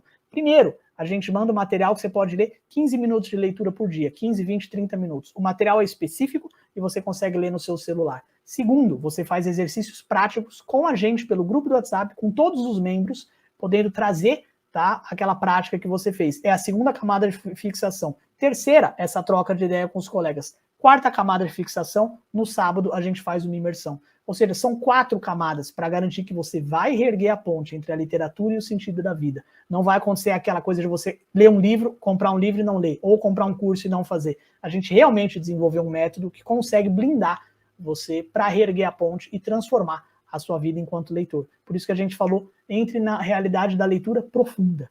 E aqui tem a comunidade que é a Ágora, do melhor leitor do mundo. A Ágora é o local em que os gregos iam, a praça pública que os gregos iam para trocar ideias. Tá? E aí sim, os exercícios do melhor leitor do mundo são um show à parte. A gente tem exercícios literários, que são um pouco do que eu trouxe aqui, o correlato biográfico, a gente vai ensinar como você tem um amigo literário, isso é fantástico, você definir com uma pessoa qual conto vocês vão ler naquela semana, qual poema, e aí vocês conectam para poder trocar ideia a respeito daquilo. Depois a gente vai aumentando os grupos. A gente vai ter exercícios interdisciplinares, passando música, documentário, como eu falei, samba e sertanejo para reabilitar a sensibilidade. A gente vai ter exercícios práticos. Começa, por exemplo, com detox digital, como a gente se limpar um pouco dessa dependência tecnológica e vai avançando até, por exemplo, nascer do sol, você contemplar o nascer do sol pelo menos uma vez por semana. Eu vou explicar o motivo e como isso é transformador. Exercícios biográficos, árvore familiar, você contar um pouco da história do seu pai, do seu avô e etc. Escrita exorcística, que é você tentar ganhar essa expressividade para explicar os seus sentimentos, os seus pensamentos em situações de crise na sua vida. Exercícios existenciais, a gente traz de força vocacional, de diário do escritor, do leitor e etc. Aí sim, para quem é e para quem não é. Então, eis a proposta. O leitor Pinóquio ele vai aprender a determinar a sua determinação como leitor. O leitor Cinderela ele vai aprender a parar de ler. O leitor Zé Colmeia ele vai desistir de desistir da leitura. E o leitor Pantagruel vai aprender a aprender com os livros. Essa é a proposta. Essa parte a gente já falou nas telas anteriores, está bem sintetizado. E aí sim, eu queria trazer, tendo trazido o discurso do João Filho, e a gente vai colocar o de outros poetas aqui numa página, simplesmente colocar feedbacks de alunos. Né? Aqui também acabou ficando muito pequeno, mas esses aqui são mentorandos que eu tive no ano passado. Steven, Cleópatra, Lúcia, Yuri, Juliana, Cláudia, todos esses, realmente ficou muito curto, mas passaram por essa transformação que eu estou dizendo, né? Ó, a Cláudia falou, participei desta mentoria, o compromisso deles foi muito grande, na nossa entrega, literalmente. Eu vou ler muito por cima, para vocês entenderem que a gente já fez essa entrega, eu já fiz essa entrega para dezenas de alunos, e é isso que a gente está trazendo de novo. Muito obrigado de coração. Se não fosse o professor Adriano, eu teria desistido do meu curso de letras e da revista. O Estívulo, no curso que eu fiz com o Adriano, me surpreendeu a forma como ele liga coisas complexas com coisas simples. Isso é muito importante para mim, falar a linguagem de vocês. O Yuri, o professor Adriano sabe ensinar isso muito bem. Ele destrincha e vai além das interpretações simplórias. Conheci o Adriano pelo Instagram, chamou minha atenção o modo como ele fala de literatura com profundo conhecimento.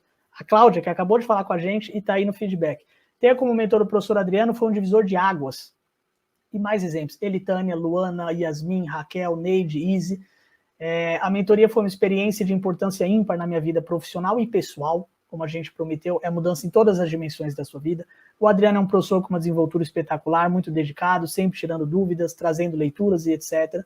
Tive a experiência de fazer um curso com o professor Adriano, né? Gostei bastante da sua didática, a simplicidade ao transmitir as ideias, percebi domínio do conteúdo. Então, trazer um pouco para vocês dessa ótica dos alunos. De novo, hoje eu falo muito mais com alunos, com leitores, do que com escritores, né? E aí sim, o que nós temos aqui? Com vocês, eu queria trazer agora, por um segundo, muito rapidamente, esse é ao vivo, tá, gente? Não é um vídeo gravado, é ao vivo. O nosso Sérgio Cosmos, ele mesmo gosta de ser chamado de MC Serginho. Então, nós teremos um grupo do WhatsApp para todos nós interagirmos diariamente, com leitura diária, com exercício diário. Vamos ler conto, poema, crônica, romance, etc. e aprofundar. E vocês vão passar o dia inteiro ali falando, conversando com a gente no WhatsApp. Comigo como tutor e com o Sérgio. Perdão, comigo como mentor e com o Sérgio como tutor. E o Sérgio foi aluno meu na mentoria anterior, nos tornamos amigos, nos tornamos parceiros, tá? E agora ele vai ser tutor de vocês nessa nova mentoria, vai me ajudar nessa nova mentoria, então ele queria dar uma palavrinha para vocês. Fique à vontade, Sérgio. Eis aí o Sérgio. Boa noite a todos, boa noite, Adriano. Como o Adriano falou, né, eu fui um dos alunos dele na mentoria, inclusive eu fui um dos bolsistas, que eu lembro de estar navegando pelas redes sociais e vi, né, o perfil dele falando sobre reabilitação da acessibilidade. Eu cliquei e participei do evento e aquelas 3 aulas que ele fez, né, com o João Filho, da imersão, foi um impacto muito... Só as aulas que ele deu gratuitamente teve um impacto profundo na minha vida, né? E eu lembro que na última aula teve essa oportunidade de entrar como bolsista e eu escrevi um texto que falava que eu tinha uma imagem muito clara na minha cabeça, que eu tinha um problema de miopia e astigmatismo existencial. Eu não conseguia nem ter uma perspectiva de futuro e também não via valor nas coisas à minha volta, perto de mim.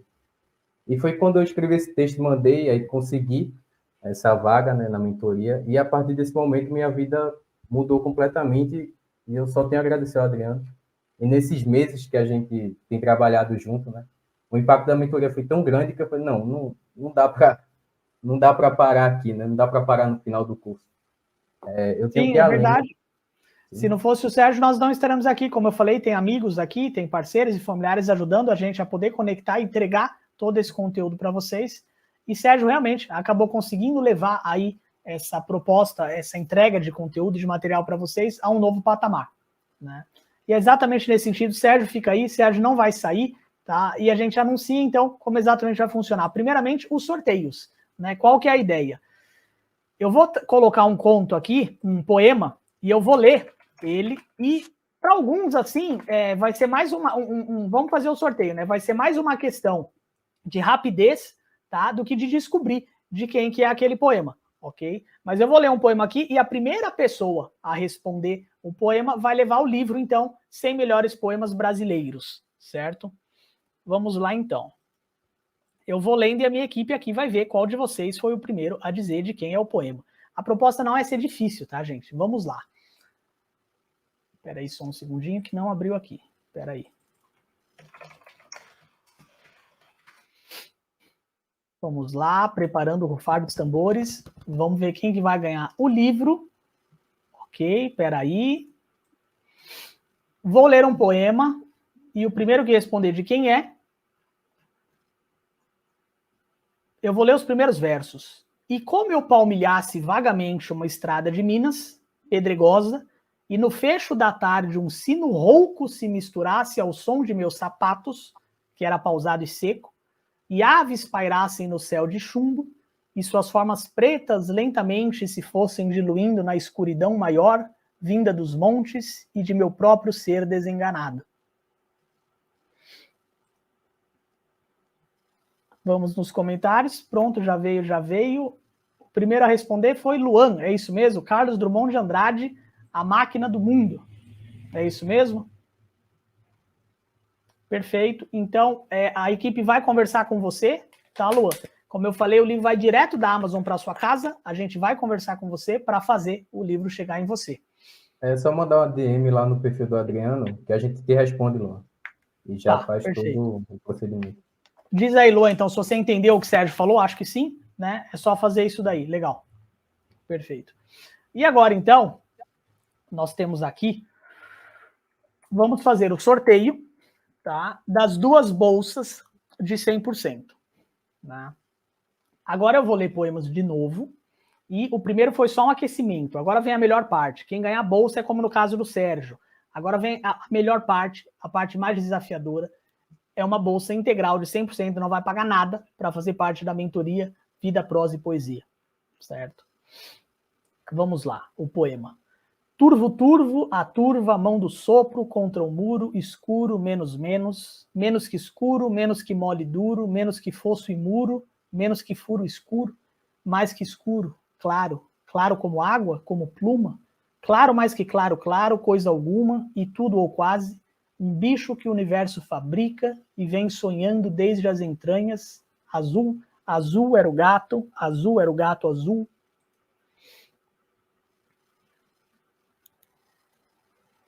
O poema segue porque é um poema longo. Opa, falaram já, né? Ferreira Goulart. É isso mesmo. O começo do poema sujo de Ferreira Goulart. Quem foi a primeira pessoa a dizer? Eu acho que está aqui em cima, né, Sérgio?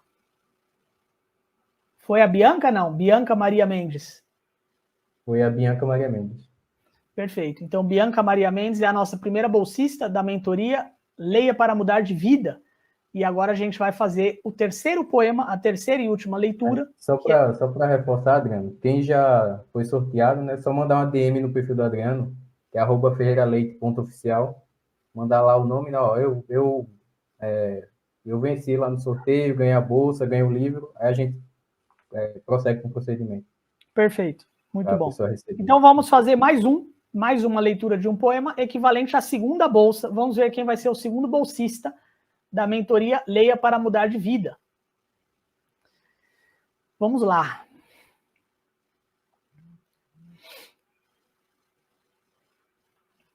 Espera aí. Não.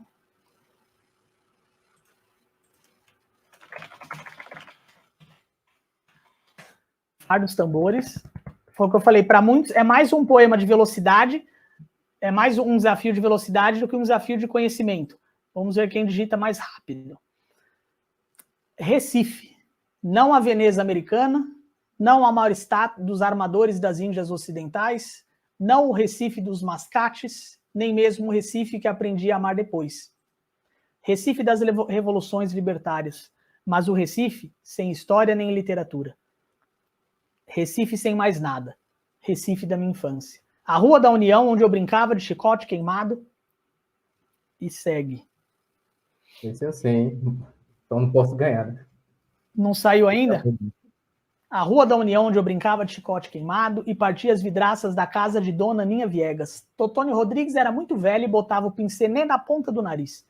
Depois do jantar, as famílias tomavam a calçada com cadeiras, mexericos, namoros, risadas. A gente brincava no meio da rua. Os meninos gritavam, coelho sai, não sai. Opa, agora veio. Um monte de gente falou aí. Agora veio. Quem foi o primeiro, então? Francisco de Assis Cavalcante. Perfeito. Manuel Bandeira, Francisco de Assis. A Emilsa, ela falou Bandeira aqui, né?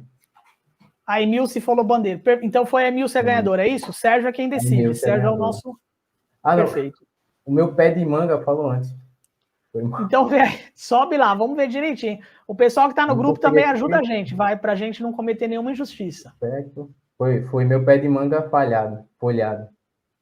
Perfeito, então pronto. Temos aí os 2 bolsistas da mentoria. E muito rapidamente aqui, temos também bônus. Agora que a gente vai anunciar o preço, para todos os demais alunos poderem se inscrever e entrar com a gente.